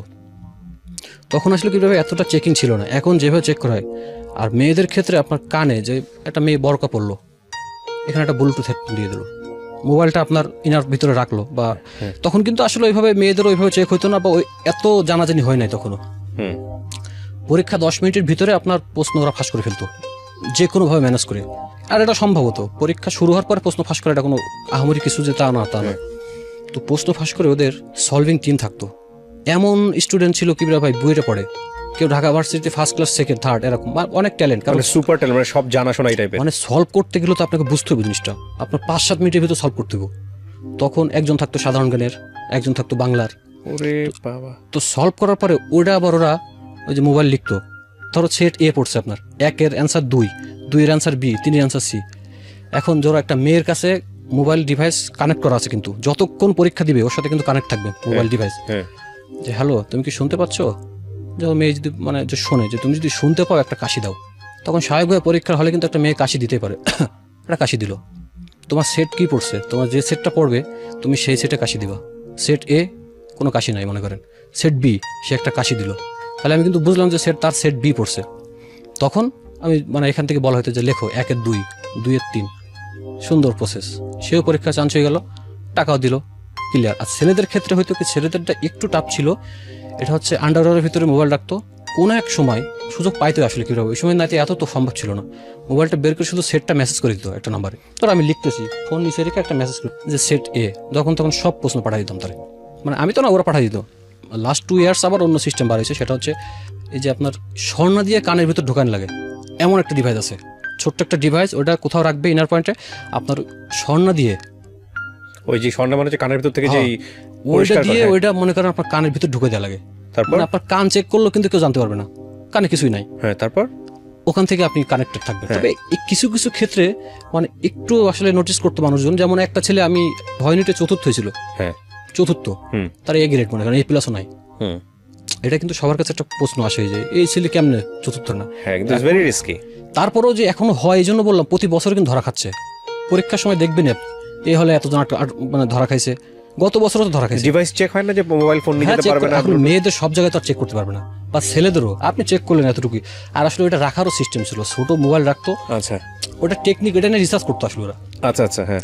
তো তারপর আমি ওকে বললাম যে আমি করা স্টুডেন্ট ম্যানেজ করি, তুই শুধু আমাকে, তোর তো দায়িত্ব থাকে 5টা 7টা 10টা স্টুডেন্ট, তুই শুধু আমাকে কোশ্চেনগুলো, আমি তোর কাছে বলবো এই সেট, তুই কোশ্চেনগুলো আমাকে দিয়ে দিবি। তখন আমি এলাকায় 6টা স্টুডেন্ট ঠিক করলাম, 6টা, 4 লাখ টাকা নিচে একটাও না, 4.5 লাখ 5 লাখ এরকম। টাকার সিস্টেমটা কি হতো? ভর্তি হওয়ার পর চান্স হওয়ার পর টাকা দিবে। আর আসলে কেউ টাকা মারতো না, কারণ তারা বুঝতো যে যেভাবে ছেলে পোলা ভর্তি করতেছে এদের অবশ্যই একটা অনেক বড় লিঙ্কেজ আছে। মানে যদি কোনো কারণে টাকা টুকা মাইরে খায় তাহলে লাইফ। এবং আমি এটাও কইতাম যে আপনার ছেলে কিন্তু বাঁচতে পারবে না, ভার্সিটিতে শেষ। আর সব তো আমার গ্রামে, বুঝছেন, এলাকার। সো ওই ধরনের মানুষজন এত চিটিং বা করবে এরকম না। তো 6টা ছেলে নিয়েছিলাম, মেবি একটা ডিভাইস নিতে পারিনি, মানে বেরই করতে পারিনি। পরীক্ষার হলে হয়তো একটু কড়াকড় ছিল আর কি, এই জন্য। তো ওই সময় ও আমাকে, আরও আমার সাথে 2-3টা ছোটো ভাই ছিল, ওই সময় ও আমাকে এই যে আমার 3টা না 4টা সেট পড়ছিল, ঠিক এইভাবে কিন্তু আমি ওদের সাথে কানেক্ট করতেছি। হ্যাঁ, মোবাইল নিয়ে গেছে ভিতরে, মেসেজ করে দিয়েছে, সেটে পাঠাই দিয়েছি, ও আমার পাঠাই দিল। ও কিন্তু আমার করছে জাস্ট যে আমি পারবো, কি হবে না এটা কিন্তু জানে না। আর ও জানতো না যে 5-6টা, ও জানতো 2টা বলতে মানে আমি 2টা স্টুডেন্টের কাজ করব। আমি বললাম যে আমার কাছে টাকা পয়সা দরকার, একটু আমার সিস্টেম করে দেয়। তো আমার ওই সময় 5টা স্টুডেন্ট চান্স পেয়েছে, এবং সব র্যাঙ্কিং ভালো, সব মানে খুব। এর বাইরেও আমার 2-3টা স্টুডেন্ট ছিল কমিশনে দেয়া, যে আমার 50-60 হাজার টাকা দিবে। তখন আমি কইলাম এই টাকা আমার দেওয়া লাগবে না, তুই নিয়ে নে। তো ওই সময় কিন্তু আমার কাছে একটা হিউজ টাকা আসে। কত টাকা আনুমানিক? আপনার 5টা স্টুডেন্ট যদি আপনি এভারেজে 4 লাখ টাকা করে ধরেন, তাও তো 20 লাখ টাকা। এখানে একটা ব্যাপার আছে কি ভাই, টাকা কিন্তু আমাকে কেউ একবারে দেয়নি। এখন গ্রামে তখন তো আসলে আমি যারে পাইছি তারে নিছি, আমি জানি তার টাকা দেওয়ার ক্যাপাসিটি নাই, তারপর নিছি, কারণ আমার তো স্টুডেন্ট পাইতে হবে। তো এরকম টাকা দিত 2 লাখ 2.5 লাখ, তোর একজন 2 লাখ দিচ্ছে, ওইটা দিয়ে 1 মাস খাচ্ছি, 2 মাস খাচ্ছি, এসব ইয়াবা। তখন শেষ, 2 লাখ শেষ। আবার যখন টাকা শেষ, আঙ্কেল টাকা দেন, আরেকজন দিত। এভাবে কিন্তু টাকা আমি এক জায়গায় করতে পারতেছি না। একবারে মেবি আমি 7-8 লাখ টাকা এক জায়গায় করছিলাম একবার। সেটা হচ্ছে আমি ওই সময় আমার কি যেন মনে হলো, আব্বুকে একটা বাইক কিনতেছিলাম, পালসার, 2,08,000 টাকা আমার মনে পড়ে। আর আমার গার্লফ্রেন্ডের একটা চেন বানিয়ে দিয়েছিলাম। আর তখন আমি ওই যে কেনাকাটা করতাম প্রচুর, এস্টার সিটিতে যাইতাম, বসুন্ধরা সিটিতে যাইতাম, মানে খুব সুন্দরভাবে সময় পার করতাম আর কি। তখন টাকা কিন্তু এভাবে আমার শেষ হইতেছে কবি ভাই। তখন ভার্সিটি যাচ্ছি কিন্তু রেজাল্ট অনেক খারাপ হয়। আমি যেখানে 3.63 3.7 পাইতাম, এখন পাই আমি 2.9 2.6, খুব খারাপের দিকে যাচ্ছে। তো তারপর আমার সাথে যে মামার কথা বললাম আপনাকে, মামার পরিচয় হয়, ওর সাথে এক কাস্টম কমিশনারের ছেলে আসতো, এক ব্যারিস্টারের ছেলে আসতো, আরও অনেক আছে, এক খ্রিস্টান একটা ছেলে ছিল। তখন আমরা জুয়া খেলতাম আর কি, 3 কার্ড। তখন আমি 3 কার্ড কিন্তু বুঝি না কি রে ভাই, আমাকে শেখাইছে। আমি কিন্তু অনেক পরে যে বুঝতে পারছি ওরা আমার সাথে চিট করে দিত। তো এরকম হয়েছে, একদিনে 2 লাখ টাকা হারছি। এবং তাস খেলতাম অনেক পপুলার ব্যক্তির সাথে, যেটা নাম বলা যাবে না, নাম বললে সমস্যা আছে, নাম বলা যাবে না। এবং আমাকে এখনও অনেকে চেনে, এখনও কিন্তু অনেকে চেনে, মাঝে মধ্যে মেসেঞ্জারে নক হয়, কথা হয়। তো ওই সময় নেশাটা, নতুন নতুন নেশা আসলো আমার লাইফে। নেশা কিন্তু তখন চলতেছে ভরপুর, তখন টাকা তো মানে শেষ নেই। আমি 3 দিন 4 দিন ঘুমাই না। তখন ফেন্সও আনতেছি আপনার মোহাম্মদপুর, যে জেনেভা ক্যাম্প, ওখান থেকে। তখন দেখেন আপনি, আমি একটা খাচ্ছি ঘুম না হওয়ার জন্য, আর একটা খাচ্ছি ঘুম হওয়ার জন্য। এমনও সময় গেছে আমি যে ঘুমের ওষুধ ডিসোপিন 2, ডেক্সপোটেন 2টা খাই লইছি, ঘুম আসে না আমার। মানে এত পরিমাণ বাবা খাইছি, ঘুম আসে না। তখন কিন্তু বাড়িতে হুলস্থুল অবস্থা কি রে ভাই, তখন সবাই জানে গেছে। তারপর আমার যে নতুন নতুন নেশার সাথে পরিচয় হলো আর কি। তখন নিয়ে আসলো লুপিজেসিক, এটা হচ্ছে আপনার ইঞ্জেকশন নিত। তখন আমি নিতে পারতাম না আসলে, আমি ওইটা নিয়ে নিই কখনো। তারপর ওই যে ওরা হিরোইন নিয়ে আসতো, হিরোইন খেতাম। আরেকটা নেশা আমি কয়েকবার নিয়েছি, সেটা হচ্ছে LSD। নাম শুনেছি আমি। এটা হচ্ছে লাস্ট স্টেজ অফ ড্রাগ, মানে এর থেকে ভয়ঙ্কর কিছু আর হতেই পারে না। তখন এই নেশাটা আপনার একটা যে কিছু কিছু সময় পানের ভিতরে একটা জরি মতো দেয় কিন্তু, পান খাওয়ার সময় ওরকম একটা পেপার আপনি জিব্বায় দিলেন, ফয়েল পেপারের মতো। হ্যাঁ ফয়েল, ইয়েস ফয়েল পেপারের মতো। আপনি জিব্বায় দিলেন, সেকেন্ডের ভিতরে শেষ। কিন্তু আপনি পৃথিবীতে আর নাই এরকম মনে হবে, আপনার শরীর ফুল ছাড়া দিব। তখন এইভাবে চলতে থাকে। আপনি নিয়েছেন ওটা? হ্যাঁ, কয়েকবার নিয়েছি, একবার না। তখন দেখেন আমার সাথে কি বিজনেসটা হয়েছে। একটা ফেন্সি নিয়ে আসতো 500 টাকায় মনে করেন, বা 700 টাকা 800 টাকায়, আমার কাছে 2000 টাকাও নিয়েছে। বুঝতো আপনার কাছে টাকা আছে। এবং আমি জুয়া খেলে অনেক টাকা হারছি। তো এই করতে করতে ভার্সিটিও আসে, ভার্সিটি চলতে, নাটক শেষ, নাটক কিন্তু ফুল শেষ। ভার্সিটি শেষের দিকে কিন্তু রেজাল্ট হয় জঘন্য খারাপ, 2.63 পাইছে, 2.6, মানে যেমন তেমন পাস। তো এইভাবে চলতে থাকে। তারপর একটা সময় আমার ছোট ভাই, ওই সময়টাতে কি মনে হতো যে জীবনে আর কিছু দরকার নেই, আমি মাঝে মধ্যে না কাঁদতাম একা একা। কিন্তু বিশ্বাস করেন, যখন আমার নেশার এটা কেটে যেত, আর খাবো না আমি, এরকম হয়েছে যে এখন যে বলি যে হোম কোয়ারেন্টাইন, আমি নিজেকে ঘরে আটকে রাখতাম 2-3 দিন, বের হবো না, কারো দরজা খুলবো না, আমি নাই বাসায়। কিন্তু আমি নিজে আবার ফোন দিতাম, পারতেছি না আর। এরকম ওই সময় কাউকে পাশে পেতেন যে সে সাপোর্ট দিবে, বা যে তুমি যেও না, বা এরকম? আমার এই যে ফ্রেন্ড ছিল ভার্সিটির, শিমুল নামকে একটা, ও আমাকে খুব সাপোর্ট দিত আর কি। আসলে ওই সময় ভালো লাগতো না। তখন আমি মানে ব্যাড কোম্পানিগুলো আমি আসলে বাদ দিয়ে দিছি, মানে সরি, আমার ব্যাড কোম্পানিগুলো আমার কাছে, তো আমি ড্রিঙ্কস করতেন না, আমি মদের প্রতি আমার ওই ধরনের কোনো আগ্রহ ছিল না। আর কিভাবে আমি আসলে, তখন আমার একটা জিনিস মনে হইতো যে প্রথম যে কেন সিগারেটটা আমি খাইছিলাম, আসলে আমি একটা সিগারেট থেকে আজকে এই অবস্থা। এই কথাটা বলি, এটা আমি পরে নোট করবো আপনাকে, আমি বলবো এটা রিলেট আছে কথাটার সাথে। First dose does the damage, আপনার নেশার প্রথম টানটাই কিন্তু সর্বনাশের পথ শুরু করে, আপনি দেখবেন এটা। তো তারপর আমার আম্মু, আমার গার্লফ্রেন্ড, তখন তারা ঢাকায় চলে আসে। তখন আমি কথা বলতাম না, টাকা না দিলে কথা বলতাম না, নিবার কাছে টাকা চাইতাম। একটা মেয়ের কাছে যতই টাকা থাক, কত থাকবে, স্বাস্থ্য খারাপ হয়ে গেল না একদম। আমাকে দেখে সবাই বুঝতো নেশাখোর। তো ওরা আসলো, তো এসে দেখলো যে আমাকে না বলে চলে আসছে আমার বাসায়। তখন আমার ছোট ভাই AIB-তে পড়তো, ও বাসার মধ্যে বাসায় আসতো, তো ওরে তো সবাই চিনতই। ও মেসেজ এসে কইছে, ভাই আমরা যে আসছি কাউকে কবেন না, ওরা কবেন না। তো আম্মু, ছোট ভাই আসে। তো ওই দিন আমি বিকালে আমার সাথে ওই টিম সহ 7-8 জন, 4-5টা মেয়েরা নিচে দাঁড়াইছিল। আগে দেখি পরিবেশটা কি। উঠছি, দরজা খুলে দেখি আমার আম্মু, আমার গার্লফ্রেন্ড, কি একটা সিচুয়েশন, এবং সবাই দেখতেছে, কারো এখানে দাড়ি, আসলে গ্রামগঞ্জের লোক কিন্তু এগুলো একটু স্টাইলিশ, হাতে কারো ব্রেসলেট ঝুলতেছে, চুল লাল, এবং দেখে বোঝা যাইতেছে নেশাখোর। পরে আমার যে মামা ছিল পরিচিত, যে বললাম, আমার আম্মু বললো যে তুই এর সাথে নেশা করো, সেটা ঠিক কয় না, কোনো নেশা নেই, কিসের নেশা। কিন্তু আসলে কিন্তু বুঝছে। পরে আমি চলে গেছি রাগ করে। তারপর বাসায় আসলো, বাসায় এই পরিবেশ দেখে আমার ভার্সিটি গেল আমাকে না জানিয়ে। তো দেখলো যে 1 সেমিস্টার গ্যাপ দিছি, রেজাল্ট খারাপ। তখন আসলে আব্বু শক্টের, আম্মু খুব কাঁদতো আর কি। মানে গার্লফ্রেন্ডও তখন কথা বলতো, কিন্তু ওরা চলে গেল, চলে যে আমার টাকা পয়সা দিয়ে বন্ধ করে। তখন আমার 1 সেমিস্টার বাকি ছিল কি ভাই, 1 সেমিস্টার। পরে আব্বু বললো তুই আবার নতুন করে সাবজেক্ট নিয়ে রেজাল্ট ভালো করতে হবে। নিলাম না, টাকা দিল না, আমার টাকা আর টাকা দিচ্ছে না। তখন আমার ম্যাচ খরচও দিচ্ছে না আমার, তখন কিন্তু আমার টাকা আসতেছে এই চারিপাশ থেকে। এরকম করতে করতে আমার এক ফ্রেন্ডের মাধ্যমে আমি টাকা নিয়ে আসলাম আব্বুর কাছ থেকে, নিয়ে রেজিস্ট্রেশন করলাম। তো এর ভিতরে কী ভাই, আমার নাটক লাইনের অনেকে আমাকে ফোন দিত যে ভাই আমার এই কাজটা একটু করে দাও তুমি। তখন আমার খুব একটা স্কোপ ছিল কিবরিয়া ভাই, মানে আমি আসলে এতদিন থাকলে আমি অনেক একটা জায়গা তৈরি লাইম লাইটে থাকতে পারতাম আর কি। মানে আমি যাদের সাথে কাজ করছি বা আমার সাথে যারা কাজ করছে তারা এখন অনেক নাম করা ডিরেক্টর আর কি। তো আমি আসলে ফোনই ধরতাম না, লাস্টে সিম চেঞ্জ করে ফেললাম, ভালো লাগতো না। তখন এইভাবে ভার্সিটি শেষ হলো, রেজাল্ট একটু খারাপ হলো আর কি। তারপর ওই যে প্রথম দিকে যে ভালো করছে না, সপ্তাহে একসাথে কাউন্ট হয়, এই মিলাই মোটামুটি একটা লেভেলে আসলো আর কি। তারপর আমি ওই যে তারপর জন্য কি হ্যাঁ তখন আমি ওই যে ঢাকাতেই থাকি। তখন একটা সময় আমার বললো যে বাসায় চলে যাইতে, তখন তার হচ্ছে না। তখন নিপাও বললো যে তুমি বাসায় আসতে পারলে সম্পর্ক থাকবে, আর না হলে আমি বিয়ে করবো না জীবনে, কিন্তু সম্পর্ক থাকবে না। তো ওই সময় আমাকে বাসায় যাওয়া হলো আর কি। বাসায় গেলাম, আব্বু আম্মু বসলো যে যা গেছে গেছে জীবনে, সব ভুল, সব কিছুই হয়েছে। আসলে বাপ মা তো এরকমই কি ভাই, সব কিছু ভুল, টাকা পয়সা চাকরি বাকরি কিচ্ছু লাগবে না, তুমি বাবার ব্যবসা দেখো। তখন আমার বাবার ব্যবসা খুব স্টাবলিশ পর্যায়ে চলে গেছে আর কি। তখন আমি বাসাতে ছিলাম 15-20 দিন মতো, নিজে আমি নিজে একটা রিহাব সেন্টার তৈরি করলাম নিজের। তখন আমার আম্মু সিগারেট এনে দিত আমাকে, যে তুই বাসা বসে সিগারেট খা, আমার সামনে খা। আচ্ছা, এই ব্যাপারটা আমি খুব কমন পেয়েছি। আমি আমার সিক্রেটসে এত বেশি এই ধরনের ঘটনা আমি শুনেছি। আমি অনেক গল্প পেয়েছি এরকম যে বাবা মা শেষ পর্যন্ত এরকম করে যে নিজের সন্তানকে যেটা তাদের যেটাই হোক না কেন মানুষের সামনে যাতে না যায়, মানুষের সামনে যাতে না করে, এবং আত্মসম্মানের জন্য হোক বা যাই কোনো যেটার জন্য হোক না কেন নিজের ঘরের মধ্যে করো, এইরকম একটা পরিস্থিতিতে নিয়ে আসে। আমি জানি না এটা কতটা কষ্ট থেকে তারা করে, but it's very unbearable situation. Okay, আমরা এখান থেকে বিরতিতে যাব প্রিয় শ্রোতা, ছোট্ট একটা ব্রেক। আজকের যিনি অতিথি আছেন তাকে যদি আপনারা দেখতে চান, চলে আসবেন আমার পার্সোনাল ইউটিউব চ্যানেলে www.youtube.com/rjkibriya.fm। চ্যানেলটি আছে কিবরিয়া আরজে নামে, ওখানে গিয়ে প্লিজ সাবস্ক্রাইব করে নেবেন, এবং তারপর আপনার যে ভিডিওগুলো দেখতে ইচ্ছে করে, যা কমেন্টস করতে ইচ্ছে করে ওখানে করবেন। আমরা যেখানটায় ছিলাম তারপর বলেন। তারপর আমি ওই যে বাসাতে থাকলাম, তখন কিন্তু কীভাবে আমি সুস্থ, আমার তখন নেশার জন্য খারাপ লাগতো, কিন্তু আমি বেরোতাম না। আমি নিজের ভিতরে একটা মনোবল তৈরি করলাম যে না, নেশার করবে না।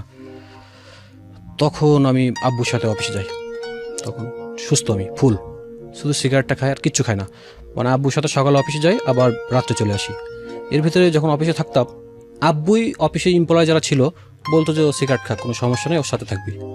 তো আমি অফিসের সাথে যে সিগারেট খেতাম, আমার আব্বু জানতো আমি সিগারেট খেতে যাচ্ছি, একজন সাথে পাঠাইতো, এতটা কেয়ারিং ছিল। তো এইভাবে চলতে চলতে ব্যবসা, তখন আমি বেশি আসলে কি বাপের ব্যবসা, তো তখন ওই যে প্রয়োজন মতোই নিতাম আর কি, 8,000 10,000, মানে সপ্তাহে 2,000 3,000 এরকম নিতাম। নিয়ে কি করতাম, আমি কিন্তু বাজার করতাম টাকা দিয়ে বাসায়, যা খাইতে মন চাইতো খাইতাম, একটু নেট ভরতাম, নেট চালাম। মানে তখন মানে আমার অবস্থাটা খুব ভালো আর কি, যা গেছে গেছে, পাস্ট ইজ পাস্ট।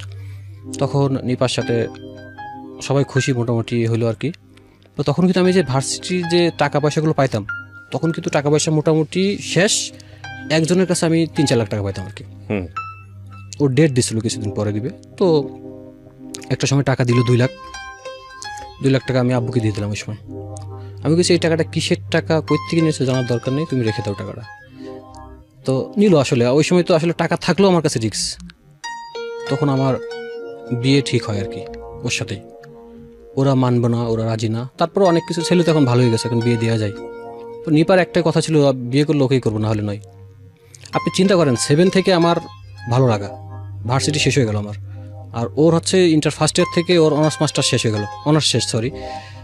তো এটা তো সম্ভব না আসলে। তো বিয়ে হলো অনেক ধুমধাম করে। আমার জীবনে আমি কখনো এত বড় বিয়ে দেখিনি কিবরিয়া ভাই। বিয়ে বলতে মানে ওর বিয়ে হয়ে গেল আমার সাথে? আপনার সাথে বিয়ে হলো? আমার সাথে। ফাইন। 550 জন বরযাত্রী গেছিলাম আমরা, এবং আমার বিয়েতে ওই সময় আমার ইন্টার অঞ্চলে কোনো প্রাইভেট ছিল না, যত প্রাইভেট সব ভাড়া করছিল। আমার বাপ মিনিমাম 10 থেকে 15 লাখ টাকা খরচ করে, এবং আমি যে 2 লাখ দিয়েছিলাম। মানে হিউজ একটা আয়োজন হয় কিবরিয়া ভাই, লাইটিং মাইটিং দিয়ে। মানে এটা আপনি আমার এলাকায় সবাই জানে, এটা বিয়েটা এত খুব জমজমকপূর্ণ হয়েছিল। তো বিয়েতে গেলাম, তখন এর মাঝখানে একটু কথা বলি কিবরিয়া ভাই, বিয়ের 3-4 দিন আগের থেকে কিন্তু আমি আবার নেশা শুরু করছি। কেমনে? আমি একটা দোকানে ক্যারাম বোর্ড খেলতাম মাঝে মধ্যে, মানে চান্স পেলেই ঢুকে যাওয়ার সম্ভাবনা। ক্যারাম বোর্ড খেলতাম, তো ওই বললো যে কাকা আমি তো বাবা নিয়ে আসছি এক জায়গা থেকে, খাইতে পারি না, তুমি খাওয়া দিবা, তুমি তো আগে খাইতা। ওই যে আমি খাওয়া দিতে গেলাম কিবরিয়া ভাই, আবার এডিক্টেড হয়ে গেলাম। তখন বিয়ের দিনও আমি খাইছি জাস্ট, কিন্তু আমি ফুল ভালো। বিয়ের 3 দিন আগ থেকে আবার শুরু হয়েছে, দেখেন ভাগ্যটা কত। মানে ওই ঘটনার প্রেক্ষাপটে তখন কিন্তু আমি এবার ফেঞ্চও খাচ্ছি, গাঁজাও খাচ্ছি। তখন আবার কিন্তু বিয়ের দিন আমি আমার চেহারা দিকে ওদিন অনেকে গেস করছে যে কিছু একটা করছে, খেয়ে খেয়ে আসছে। ওই দিন রাত্রে মনে হয় 20টা বাবা খাইছি, 20টা, সারা রাত ঘুমাইনি, বুঝেন। তো বিয়েতে মানে আপনার বাসরাত বিয়াবার সঙ্গে? বিয়ের আগের দিন, কিন্তু এটা বিয়ের দিন না। তো এবং কি বিয়ের দিন, সরি টু সে, বিয়ের দিনও কিবরা ভাই যখন বিয়ে হলো সব কিছু আমাকে ওই যে একটা বাইক দিছিল শ্বশুর, আমি চাই না কোনো কিছু, কিন্তু অনেক কিছু দিছিল আর কি, মানে আমার চয়েসগুলো জানতো নিপা। একটা হাঙ্গারি ভালোবেসে দিয়েছে। ওই সময় একটা হাঙ্গারি ছিল, খুব পছন্দ হতো আমার, সাদা হাঙ্ক, সাদা নতুন আইছিল আচ্ছা। হাঙ্গারি। আমার একটা চেন দিছিল 2.5। আপনি তখন তো কোথাও জয়েন্ট হ্যান্ড করেন নাই? না, তখন আমি বাপের ব্যবসা ভালো আছি তখন। আচ্ছা। একটা চেন দিছিল আর কয়েকটা আংটি, মানে অনেক একটা আয়োজন হয়েছিল আর কি। তো এই পর্যায়ে আসলো, আমি বাসর রাতেও আমি ওই দিন দোকানে যাচ্ছি বারবার, দোকানের পাশে একটা রুম ছিল, ওখানে বাবা খাইতাম।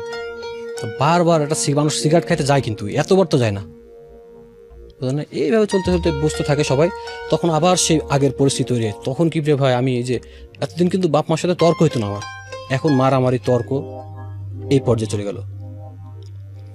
গালিগালাস, জঘন্য গালিগালাস করতাম, যে তুই টাকা দিয়ে এত টাকা দিয়ে কি করবি, আমি খরচ, মানে এরকম কথাবার্তা। শ্বশুর বাড়ি থেকে প্রেশার আসলো, এর ভিতরে আমার বউ প্রেগনেন্ট হয় আর কি, বাসায় চলে যায়। তখন আমি ওই যে নেশাগ্রস্ত অবস্থায় কিন্তু শ্বশুর বাড়ি যাইতাম, কিন্তু বিশ্বাস করেন আমার শাশুড়ি কোনোদিন বুঝতে দেয়নি যে আমি যে নেশাখোর, একে একটু অবহেলা করা দরকার, এটা কখনো বুঝতে দেয়নি। সব সময় আসলে মানে জামাইয়ের মতো যত্ন করতো। তো এই পর্যায়ে চলতে এগুলো খুব ভালো। মানে এই যে একটা বিষয়, মানে একটা মানুষ নেশা করছে কিন্তু তার চারপাশের মানুষজন তাকে নেগলেক্ট করছে না, কেয়ার করছে, যে কোনোভাবে ওখান থেকে ফিরে আসার জন্য সুন্দরভাবে চেষ্টা করছে, এটা কিন্তু খুবই দরকার, খুবই দরকার। এই সাপোর্টিংটা দরকার, খুবই দরকার, যদি ওই মানুষটাকে সত্যি সত্যি একটা সময় ফেরাতে হয়। নইলে হয় কি, মানে নেশাখোর, মানে সবাই দূর দূর দূর দূর করে তারাই তো ভাবে যে আমাদের সাথে তো এরকমই করবে, ও তখন আরও নিজেকে শেষ করে দেয়।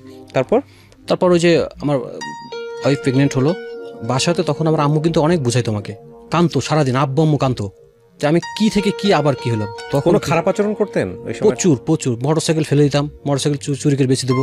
তখন একটা এগ্রো ফার্ম ছিল আমাদের, গরুর খামার ছিল, গরু বেঁচে দেবো।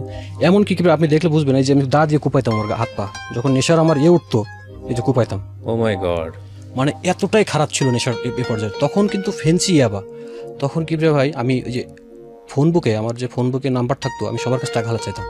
মানে সবাই বুঝতো যে একদম, মানে আমার ফোন বুকে এমন কেউ লোক ছিল না যার কাছে আমি টাকা নিইনি। কেউ যদি কইতো 2000 নাই, 1500 আছে, 1500 দেয়। কেউ যদি কইতো 200 আছে, বিকাশে 200 দেয়, এরকম। তো একটা সময় সবাই বুঝলো, তখন আমি মাঝে মধ্যে আমি নিজেও কানতাম, আমার খারাপ লাগতো যে আমি আবার, কিন্তু আমি ছাড়তে পারতাম না কিবরে ভাই, আমি ছাড়তে চাইতাম, পারতাম না। বন্ধু তখন আমার পলিটিক্যাল অনেক পাওয়ারফুল লোকের সাথে পরিচয় হয়, যারা এখনও আছে, তাদের সাথে সম্পর্ক হয়। তখন এই জন্য আসলে আমি নেশা করে বেরোলো, পুলিশ প্লাস আমাকে কখন ধরতো না। এদের সাথে মেশে সারাদিন নেশা করতাম, রাত্রে বাসায় ফিরতাম না, ট্রেন রাস্তায় শুয়ে থাকতাম। ট্রেন রাস্তায় ছোটো ছোটো ঘর থাকে না, ওখানে আমার অনেক বন্ধু বান্ধব তৈরি হয়ে গেল, যারা মনে করেন এই দিনের বেলা রিক্সা চালায়, আছে এরকম। তো সারা রাত ঘুরতাম, বাসা আসতাম না। যেদিন বাসা আসতাম সেদিন চিল্লি, বউ প্রেগনেন্ট থাকা অবস্থায় একদিন ধাক্কা মারি দিছে আর কি, ধাক্কা মারছি, খাটের পর পড়ে গেছে। তো এরকম সিচুয়েশন পার হয়েছে। তো যে টাকা পয়সা যে হালাত নেই, এটা কিন্তু বাসায় চলে আসে, কারণ দিচ্ছি না কিন্তু আর। তারপর ওই টাকাটা আমার দিয়ে দেয়, ওই যে 1,75,000 টাকা বাকি ছিল, 1,70,000 মতো। তখন ওই টাকাটা আমি দিনে না শোধ করে, নেশা করে আবার শেষ। তখন এবার বাইক বেচে দেবো। তারপর যে বাবা বেচতো, আমাকে 25-30 হাজার টাকা পাইতো। একদিন রাত্রে এসে বাসায় কয় যে আপনার ছেলের কাছে টাকা, আব্বু কয় চুপ, কোনো কথা হবে না, টাকা দিয়ে দিচ্ছি। মানে গেটের সামনে চিল্লি টাকা দিয়ে দিয়েছে, ফেন্সিওয়ালা টাকা পাইতো। তখন আসলে আমি শেষ। গ্রামগঞ্জ বা সবাই আমাকে খারাপ জানতো তখন আমার নিজের, আমি যে লোকের সামনে যাইতে লজ্জা লাগতো, আমি খুব একাকিত্বভাবে থাকতাম। এবার চলতে থাকে। তো একটা সময় আমার মেয়ে হয় একটা। আমি কি ভাই, আমার খুব স্বপ্ন ছিল যে আমার একটা মেয়ে হবে। আমি যখন সুস্থ ছিলাম, বা আমি ছোটোবেলা থেকে আমার খুব মেয়ের শখ ছিল, কারণ আমার নিজের কোনো বোন নাই, তো এই জন্য হয়তো বা এই আকর্ষণটা। তো যেদিন মেয়ে হবে সেদিনও আমি যাই না। ডক্টর ছিল পরিচিত, ফ্যামিলিগত ডাক্তার ছিল, ফোন দেয় জামাই কই, আমি যাই না। কিন্তু আমি সন্ধ্যার সময় যে সিজার হইবে ওই সময় গেছি, তাও সে মালমূল খায়া ভরপুর অবস্থা। তো তখন আসলে ফিলিংসটা ওরকম ছিল না। তো আসলে বাচ্চা হওয়ার পরে তার পরদিন সকালে আবার আমি চলে আসি, এইসব বন্ধু বান্ধব সবাই মাল খাওয়াইছি। তখন আমার কিছু টাকা পয়সা ছিল, ওই যে টাকাটা পাইলাম, দেখেন আমার মেয়ে হয়েছে, আমি সবাইকে মাল খাওয়াচ্ছি খুশিতে। তো তারপর এইভাবে তখন একটা পর্যায়ে সেপারেশনের মতো একটা পর্যায়ে চলে আসলো। কারণ আমি কোনো কাজ করছি না, আমি আব্বুর অফিসে যাচ্ছি না, আব্বু আমাকে নিব না, কারণ তার একটা প্রেস্টিজ ব্যাপার আছে। গ্রামগঞ্জে অনেকের কাছে টাকা হালাত দিচ্ছে, আত্মীয় স্বজন কেউ বাদ নাই, মানে আত্মীয় স্বজন মানে কেউ বাদ নাই টাকা চাইতে, শুধু শ্বশুরবাড়ির লোকজনের কাছ থেকে নেয়নি, তাছাড়া যে যা আছে আশেপাশে। তো এইভাবে আমি একদিক থেকে নিতাম, একদিকটা আম্মু শেষ শোধ করতো। আসলে এটারও তো একটা লিমিটেশন আছে, মহিলা। আম্মু কাঁদতো এবং আম্মুর কান্না দেখে আমার খুব খারাপ লাগতো, কিন্তু কীভাবে আমি ছাড়তে পারতাম না। তো এভাবে চলতে চলতে একটা সময় আমি বললাম যে আম্মু আমি রিহ্যাব সেন্টার যাবো, নিজে থেকে বললেন? নিজে থেকে। এর ভিতরে কীভাবে আমি কিন্তু বাসায় থাকতাম, 2-4 দিন 5 দিন বাসায় থাকতাম ভালো হওয়ার জন্য, কিন্তু পারতাম না। আর তখন বাইক ছিল তো আমার, বন্ধু বান্ধব অভাব হতো না, টান দিয়ে চলে যেতেন? হ্যাঁ মানে তারপর হয় না, এইভাবে করতে করতে আমি আসলে পরিস্থিতি এতটাই খারাপের দিকে চলে গেল, তখন নিপা চলে গেল বাড়িতে। সেপারেশন ঠিক না, বাড়িতে আবার বোঝাই শুনে আসলাম, নেশা করবো না, ভালো হয়ে গেছি। আমার আব্বু আম্মা আমার কি ভাই এগুলো আমার খুব খারাপ লাগে, আমার পায়ে জড়ায় ধরছিল আমার আম্মু। মানে এই স্মৃতিগুলো যখন মনে হয় আসলে আমার, এই যে আমি এখানে বসে কথা বলছি কি ভাই, এটা ফুল আমার মায়ের অবদান। নিপা নিপা একটা রোল প্লে করছে, কিন্তু টোটালি আমার মায়ের অবদান। তারপর আমি চলে যাই, আমার এই যে একদিন রাত্রে রিহ্যাব সেন্টার থেকে ওদেরকে ফোন দেয়। রিহ্যাবের একটা ব্যাপার আছে কি, এখানে কিন্তু 100 জন যদি ভর্তি হয় এইভাবে, আপনি কিন্তু 10 জন সুস্থ হয় বা 20 জন সুস্থ হয়, কিন্তু সবাই সুস্থ হবে এমন না। অনেক লোক দেখছি আমি স্লিপ করছে পরে বাড়ি ব্যাপার। তো আমাকে তখন আমি রুমের ওই দিন দেখি আমার বাসায় ঢুকতে দেয়, ওই দিন দেখি নিপা বাসায় নাই, শ্বশুরবাড়ি চলে গেছে। তো ওই দিন বাসায়, অন্যদিন কিন্তু বাসায় ঢুকতে দিত না আমাকে, যে তুই যেখানে পারিস সেখানে যা। মানে বাড়িতে ঢুকতে দিত না, এরকম সিচুয়েশন। আমি ট্রেন রাস্তায় থাকতাম, আমি কি বললাম, কিসে থাকতেন? ট্রেন রাস্তায় যে ছোট ছোট ঘর আছে না, ওখানে ঘুমাইতেন রাতের বেলা? ওদের সাথে থাকতাম। মানে এই যে এটা আসলে মানে তারপর আমি ঢুকতে দিল ওই দিন আমাকে, ঢুকে আমি বাসায় দেখি ওই দিন আমাকে খুব ভালো ব্যবহার করতেছে আব্বু আম্মু। মানে ওই রিহ্যাবে দিয়ে দিবে ওই দিন দেখি যে মুরগির মাংস, মানে আমি যা যা পছন্দ করি খুব খাওয়া দাওয়া করে খাইতে পারতাম না, কি আসলে এত করে খাইতে পারতাম আমি, তখন রুচি থাকতো না খাওয়ার, নেশা করলে। ওই দিন বাবা খেতে করছে বাসার, তখন আমি বাসার ভিতরে বাবা খাইতাম, আপনার এয়ার ফ্রেশনার মারতাম, গোলাপ জ্বালাইতাম, মানে আসলে গন্ধটা বাইরে যাইতো না, বাবার কিন্তু একটা গন্ধ আছে। হঠাৎ 3-4টের দিকে আমার দরজায় নক, রাতের বেলা। হ্যাঁ ভাই আমরা থানা থেকে আসছে, ওসি সাহেব আপনাকে একটু দেখা করতে গেছে। তখন একটা কি যে একটা আতঙ্ক, তখন আমার রুম তো পাশে ছিল, আব্বুদের পাশে আমাদের পাশে। আব্বু আমাকে ডাকি, কেউ ডাক শোনে না, আমার ছোটো ভাইকে ডাকি, তখন ওর বাসায় গেছে, কেউ ডাক শোনে না। পরে দরজা খুললাম, আমি বললাম ভাই আপনার রিহ্যাব সেন্টারটা বুঝছি তো, দেখে কোনো টানা হেঁচড়া করার দরকার নেই, চলেন। তো গেলাম, ওই দিন আমার কাছে মনে হচ্ছে আমি বাসা ছেড়ে চলে যাচ্ছি, কি একটা খারাপ মানে। তারপর গেলাম, একটা মাইক্রো নিয়ে আসলো, ওরা তুললো। ওই দিন যখন বাসে উঠে গেল ভাই, গান চালায় আর কি, যে ছেলে আমার বড় হবে, মানে ওরা আসলে ইমোশনালি মানুষকে একটু শক দেওয়ার চেষ্টা করে, মার গান বাপের গান, তখন আমার খুব খারাপ লাগে। তো এইভাবে রিহ্যাব সেন্টারে গেলাম। তো রিহ্যাব সেন্টারে যাওয়ার পরে ওর ভিতরে যেয়ে দেখি কারোর কাপড় নাই, মানে সব তো নেশাখোর, সব তো এরকম মনে করেন এক্সট্রিম লেভেলের নেশা, এক্সট্রিম লেভেল, মানে এক্সট্রিম লেভেল ছাড়া তো আসলে রিহ্যাব সেন্টারে কেউ যায় না। রিহ্যাবটা কোথায়? যশোরে? যশোরেই, খুব নাম করা আর কি। তো কেউ এসে আমাকে ভাই আসসালামু আলাইকুম, মানে একজন কারো তার কাটা, মানে কি যে অবস্থা। তো আমাকে বসালো উইথড্রল রুম, আপনি যখন প্রথম যাবেন ওখানে আপনার একটা উইথড্রল রুম আছে। কি জিনিস এটা? এটা হচ্ছে আপনি প্রথম 3-4 দিন আপনাকে ওই রুমে রাখবে, সেটা হচ্ছে আপনি বাথরুমে গেলেও আপনাকে হাত ধরে নিয়ে যাবে, মানে একটা ফুল রেস্টে। আমাকে কয় কী খাবেন, আমি কিছু 1 প্যাকেট ব্যঞ্জন নিয়ে আসেন, একটা তেহারি নিয়ে আসেন 1 প্যাকেট, আর একটা স্পিড নিয়ে আসেন, এই বলছি। তো কিছুক্ষণ পরে দেখি আমার আসলো 1 প্লেট মোটা চালের, 1 প্লেট ভাত, অল্প একটু ডাল। দেখেন আমি কিন্তু ছোটোবেলা থেকে ভাই কোনো কষ্ট করিনি কখনোই, টাকা পয়সা বাড়ি থেকে বা খাওয়া দাওয়া এই ধরনের কোনো কষ্ট কখনো পড়িনি। ওই দিন জীবনটা বুঝলাম আসলে। তো আমি এসব খাই না, আপনি সবই খাবেন, এর থেকে আরও খারাপ খাবারও খাইতে বাধ্য হবে। তো দেখি পাশে একজনের জানলায় ঝুলে রাখছে, কারণ এইসব পরিস্থিতি দেখে আমি আসলে জোর করে খাইছি, কারণ মানে জানলায় ঝুলে রাখছে বাইন্দা, মানে পাগলামি করলে মার কোনো কথা নেই। যদি আপনি সুস্থ ভালো থাকেন, আপনি যদি ওদেরকে সাপোর্ট করেন কোনো প্রবলেম নেই, আপনি সুস্থ থাকবেন। উল্টাপাল্টা কিছু করলেই মার। এখন যদি আপনি যে চিল্লাচিল্লি করেন, কারোর সাথে গায়ে হাত দেন বা টর্চার করেন, তখন তো আপনাকে হয় কি একটু এক্সট্রিম লেভেলের সাইকো ব্যাপারগুলো চলে আসে। সাইকো ছিল ওই সময়, 3-4টা ছিল সাইকো, ফুল সাইকো। এই ড্রাগ না পেয়ে কেউ সারাদিন ভাষণ দিত, মনে করেন একজন সারাদিন ভাষণ দিত না, কিন্তু সাইকো হলে তো অন্য ট্রিটমেন্ট হওয়ার কথা, কারণ এদিকে ড্রাগ না পেয়ে এরকম হয়ে যাচ্ছে নাকি? এটা আসলে নেশা করতে করতে এরকম হয়ে গেছে। এবং ওখানে এমন পেশেন্টও ছিল কি ভাই, যারা পাবনা পাগলাগড় থেকে আসছে। ওকে, আমরা এখান থেকে বিরতিতে যাব প্রিয় শ্রোতা, ছোট্ট একটা ব্রেক, আমরা যেখানটায় ছিলাম তারপর। তো ওখানে খাওয়া দাওয়ার মান ছিল, আমি খুব সম্মান রেখে কই যে সেন্টারের যারা ডিরেক্টর আছে, এটা আসলে আমি খারাপের জন্য করছি। রিহ্যাব সম্পর্কে আমার এখানে এসে আজ পর্যন্ত ভালো কেউ কোনো কথা বলে নাই, আপনি বলতে পারেন। কিন্তু রিহ্যাব ভালো বলতে ওরা কিন্তু খুব আপনার ভালো ভালো কাউন্সিলিং করে, ওদের ডেফিনেটলি ওখানে কিন্তু রেজাল্ট আসে। খাবার মানটা একটু খারাপ, এটা আসলে ওদের কিছু ব্যারিয়ার্স আছে, টাকা বা এত রুম ভাড়া। 500 গ্রাম ডাল পাক করতো আমাদের জন্য, টোটালি 60 জন মতো ছিলাম, 2 বার খাইতাম, চিন্তা করেন এবার। হাফ কেজি ডাল দিয়ে, হাফ কেজি, ওর ভিতরে আলু দিত, ছোট ছোট আলু পিস করে দিত, আর মোটা চালের ভাত। সপ্তাহে 1 দিন মাংস দিত, আমার মনে পড়ে, 1 পিস মাংস, 1 বাটি ঝোল। কি যে ভালো লাগতো কি ভাই ওই দিন, মনে হচ্ছে। অথচ আমি কিন্তু দেখেন মানে আমার কোথাকার ছেলে হ্যাঁ। কি অবস্থায় ছিল তাকে, এটাই ঠিক, মানে একদম জিরো থেকে স্টার্ট করা আবার নতুন করে। হ্যাঁ, তো এইভাবে করতে করতে আমি আসলে ওখানে একটু মানাইনি নিজেরে। আমি আপনার কি তখন ড্রপ আউট হয়ে গেছে, অনার্স পাস করে ফেলেছেন নাকি? না তখন তো বিবিএ শেষ আমার, বিবিএ শেষ, এমবিএ করা হয় না? এমবিএ আমি আর করিই না পরে। আচ্ছা, তারপর তারপর? ওখানে গেলাম, ওই যে চলতে চলতে ওখানে কাজ থাকতো আপনার, এক একদিন এক একটা কাজ করতো। কোনোদিন ছিল আছে বেড বিছানা, যত লোক আছে সবার বেড বিছানা করতে হবে। কোনোদিন ছিল থালাবাটি, যত থালাবাটি আছে ওখানে কিন্তু এক্সট্রা কোনো বোয়া নাই, সব আপনাকে করতে হবে, নিজেদের মধ্যে করতে হয়। তো এত খারাপ লাগতো, আমি লাত্তি মেরে ভেঙে ফেলি। এই যে ট্যাব আছে না, ট্যাব লাত্তি মেরে ভেঙে দিই। জানলা এরকম কোনো জানলা খোলা যাইতো না। আমি 3 মাসে কোনোদিন আলো বাতাস দেখি নাই, এবার বোঝেন আপনি। ভীতি মানে আমি দেখছি একজনের জানলা ঝুলাই রাখছে, একজনের গামছা দিয়ে পিটোচ্ছে, কারোর মুরগি বানায় ফেলাই রাখছে, মানে যে হাতের পাশ দিয়ে। তো যাই হোক, আমি তখন লাত্তি মেরে ভেঙে ফেলি, তখন আমাকে শাস্তি দেয় আর কি, এরকম 2 হাতে এরম দিয়ে 1 পা উঁচু করে, অনেক খুব কষ্ট হয়। তখন আমি চিন্তা করলাম ডিরেক্টরের সাথে আমার একটু কথা বলতে হবে। তাই আমি বললাম যে ভাই আপনার সাথে আমি 5 মিনিট কথা বলবো। রিহ্যাবের ডিরেক্টর? ডিরেক্টর উনি আমাকে খুব এখনও কথা হয়, খুব করে। তো আমি বললাম যে ভাই, আমি একটু নিজেরই জাহিল করলাম তার কাছে। আমি ভাই এখানে যারা আসছে সবাই কিন্তু এক লেভেলের না, আমার এখানে খুব কষ্ট হয়। আমি প্রাইভেট ভার্সিটি থেকে বিবিএ করছি, আমি নাটক লাইনে কাজ করছি, ফেসবুকে ঢোকেন আমার ছবি টবি দেখেন। তো দেখার পরে ওই লোকের নাটকে খুব একটা আগ্রহ ছিল, নাটক করা। মানে আমাকে আসলে তো নিজের সুবিধার জন্য এটা করতে হয়েছে। তারপর আমি বললাম যে ভাই আমি বের হইতে আবার নাটকের কাজ টাজ করবো। হ্যাঁ, তখন ইচ্ছা ছিল আসলে। তো বললো ভাই ঠিক আছে। তখন থেকে আমার আসলে একটু এক্সট্রা কেয়ার ছিল ওখানে, ওকে, পানিশমেন্টটা ছিল না। তখন আমি আস্তে আস্তে আমি নিজেরও মানায় নিলাম, ওখানে গ্রুপ লিডার হয়ে গেলাম। আচ্ছা, আমি গ্রুপ লিডার। আর ওখানে তো সব মূর্খ টুর্খ ছিল অনেকে, বা ব্রেন, আমার কিন্তু এইভাবে ব্রেন ক্লাবস হয়নি কিরে ভাই, ওকে। ব্রেন ক্লাবস হয়নি আমার কখনোই। তারপর আমি ওখান থেকে শেষ করে ওদের সাথে সম্পর্ক ভালো হয়ে গেলো, শেষ হলো 3 মাস। এর ভিতরে আমার দেখতে গেল আব্বু আম্মু। আমি ওই দিনই বললাম, 1 মাসের পর দেখতে গেছিলো যে মোবাইলে, আমার ছোটো ভাইয়ের মোবাইলে আমার মেয়ের ছবি দেখাচ্ছে। আমি ছবি দেখা না, এখানে লিখছি যে আমাকে নিয়ে যাও, এখানে অনেক কষ্ট হয়, বুঝছেন। পরে যখন আমি ভিতরে ঢুকছি, কয় কি লিখছিলেন আপনি? মানে ওরা আসলে এমন ট্যালেন্ট কিবরে ভাই, ওরা তো নেশাখদ্দির নিয়ে কাজ করে, ওদের একটা আইডিয়া আছে।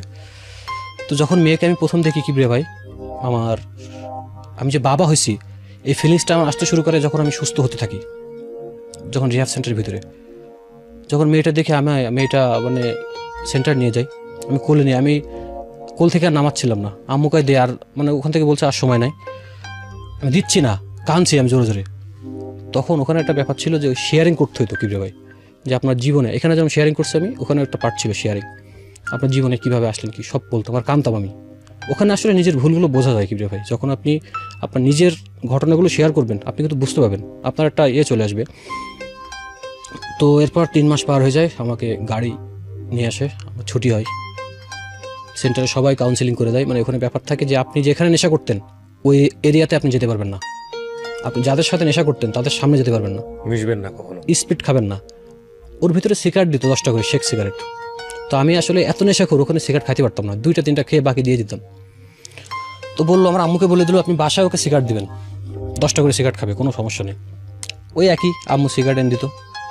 তারপর যখন আমি প্রথম বাসায় আসি, আমার আব্বু, তখন মনে আছে আমাকে জড়ায় ধরে আর কি, মানে ফুল একদম যে জড়ায় দানা, মানে যে সে কি করবে।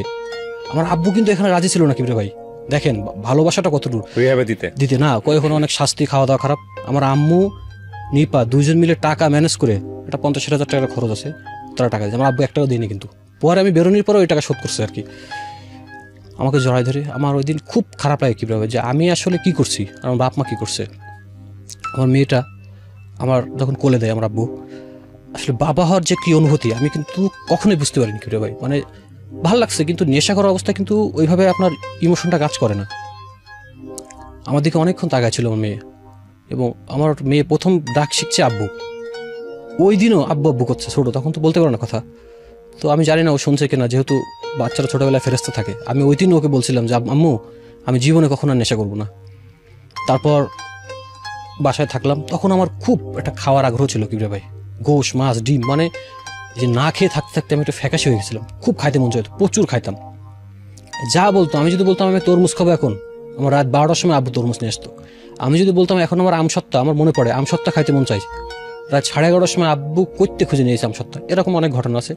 তারপর ওই যে বাসাতে এভাবে থাকলাম, তো ভালোই যাচ্ছে। তখন আমার আসলে এক ভাই আসে কইলো যে আমার ফুফাতো ভাই, ও তখন আমার মেয়েটাকে আমি খুব বুকের ভিতরে জড়ায় রাখতাম কিরে ভাই। আমি রাত্রে সারা রাত ওর মানে বুকের ভিতরে জড়ায় রাখতাম, ওকে গোসল করাই দিতাম, খাওয়াই দিতাম। মানে আমার আসলে মনে হয়েছে আমি খুব অপরাধী আমার মেয়ের কাছে, যখন সে হয় তাকে আমি কোনো টেক কেয়ার করতে পারিনি আসলে। তো ওই সময় আসলে বাবা হওয়ার যে অনুভূতিটা ওই সময় আমি বুঝি। এবং ও আমার খুব ভক্ত হয়ে যায়। ওর আম্মুর কাছে ঘুমাইতো না, আমার কাছে ঘুমাইতো, এবং দেখতেও আমার মতো হয় আর কি, টানটা একটু বেশি ছিল। এবং তখন বাসায় মোটামুটি ফ্রেশ, তখন টাকা পয়সা আমি নিই না বাড়ির থেকে, ইচ্ছা করে দিলেও নিই না আমি। তখন শ্বশুরবাড়িও মাঝে মধ্যে যাই, মানে তখন একটা খুব স্বাভাবিক আর কি, সুস্থতা হয়েছে এই, মানে এইভাবে চলতাম আর কি। তো এক ফুফাতো হয়ে আসে, কইলো যে মামু, আমার আব্বুর তখন তো গ্রামও আর কি, যে মামা আপনি ওকে চাকরিতে দেন, একটা প্রাইভেট কোম্পানিতে চাকরিতে দেন, তাহলে জীবন সম্পর্কে ওর আরও আইডিয়া হবে। আপনি এখন ব্যবসা দিয়েন না, ও কিন্তু আবার স্লিপ করতে পারে। তো আমি তখন, আমার ভাই ছিল আকিজ, তখন আকিজ ছিল, তখন একটা এরিয়ার হেড ছিল উনি, আর হেড অফিসে আরও লোকজন ছিল আমার আর কি। তখন আমি তো ভাইবা দিতে গেছি অনেক লোকজন, তো আমার আসলে ওইভাবে একটু এক্সট্রা কেয়ার ছিল। আমার পোস্টিং তখন হলো আমার নারায়ণগঞ্জ, আপনার রূপগঞ্জ থেকে আরও ভিতরে, অ্যাকাউন্টেন্ট। তখন 20,000 টাকা বেতন। তখন আসলে টাকা 20,000 টাকা এনাফ ছিল আমার জন্য। তখন আমি 2-3 মাস থাকি, তারপর একটা বাসা নিই, সুন্দর করে সাজাই বাসাটা, অনেক সুন্দর একটা বাসা নিই, 7,000 টাকা। ওটা তো একটা গ্রাম এলাকা, 7,000 টাকা মানে অনেক সুন্দর একটা বাসা, খাট, টিভি, ফ্রিজ সব কিছু গোছানো হয়। তখন নিপা আসে, তখন আসলে ভালোবাসাটা অনেক, মানে আবার সেই ইন্টার লাইফের মতো শুরু হয় আর কি, পরিপূর্ণ ভালোবাসা আর কি। ঘুরতে যাইতাম প্রতি শুক্রবারে, বা ওর ম্যারেজ ডেতে আমি, ওই যে 2টা রুম ছিল, তো এক রুমে বলতাম তুমি রুম থেকে বেরোবে না, সারা রুমে ক্যান্ডেল জ্বালায় রাখতাম। মানে এই যে অনুভূতিগুলো তখন কাজ করতো, ভালোবাসার যে ল্যাকিংসগুলো ছিল ওইগুলো আমি ওই সময় সব স্বয়ং সম্পূর্ণ করে দিতে থাকি। মানে তার কোনো কিছু চাপাত আমি অপূর্ণ রাখিনি কিবিরা ভাই। মানে ও ওই সময় 7-8 টাকা বাড়ি থেকে নিত, ঘর ভাড়া পাইতো বললাম যে আপনাকে, আর আমার 20, তারপরে প্রায় 30,000 টাকা, 7,000 টাকা ঘর ভাড়া। আমার তো তখন বাসায় কোনো টাকাই দেওয়া লাগে না। আমি আজব দিই, আমার বাসায় আমার বাপ কখনো আমার কাছে টাকা চাইনি। তো বাসা থেকে আরও চাউল পাঠাতো, চাউল মাছ এগুলো সব পাঠাই দিত, তো সুন্দরভাবে চলতো। এর মধ্যে একটা কথা একটু পিছনে ফেলে আসছি, আমি কিন্তু নেশা করা অবস্থা, আমি কিন্তু আমার যে শ্বশুরবাড়ি থেকে যে আংটি চেন সব বিক্রি করে দিয়েছি আমি, সব বুঝতেই পারছি, সব শেষ করে দিয়েছি। তো যাই হোক, তো ওখানে থাকলাম। ওখানে যে দেখেন, আমি 20,000 টাকার জন্য সকাল 7টা থেকে রাত 10টা পর্যন্ত অফিস, 1 ঘন্টা লাস্ট টাইম। তারপর আমি সুখী ছিলাম, অফিসে সবাই সাথে সম্পর্ক ভালো হলো, কাজের প্রতি কাজ দেখে সবাই খুশি হইলো। এবার চলতে চলতে তখন আমি বললাম যে আমি চাকরি ভালো লাগে না, সুখে আছি কিন্তু আমি, হ্যাঁ। তারপর আমার কাছে মনে হলো যে এই অল্প টাকার জন্য চাকরি করব, কি করতে, বা বাসায় যাই, এখন তো ভালো হয়ে গেছি। তোমার আব্বু বললো, খুব ম্যাচিউর একটা অ্যান্সার দিল, যে তুমি তোমাকে এখনও আমি দেখতেছি, আরও 2-1 বছর করো। তো করতেছি, বাসায় ইচ্ছা হলে টাকা দিয়ে 2-1 হাজার, তখন আমি খুব ভালো চলি আর কি, তখন কিছু টাকা পয়সাও জমে কিবরে ভাই। তো আকিজে ছিলাম তখন কিন্তু আসলে দেখেন ভাগ্যটা মানুষের কীভাবে ভালো হয়।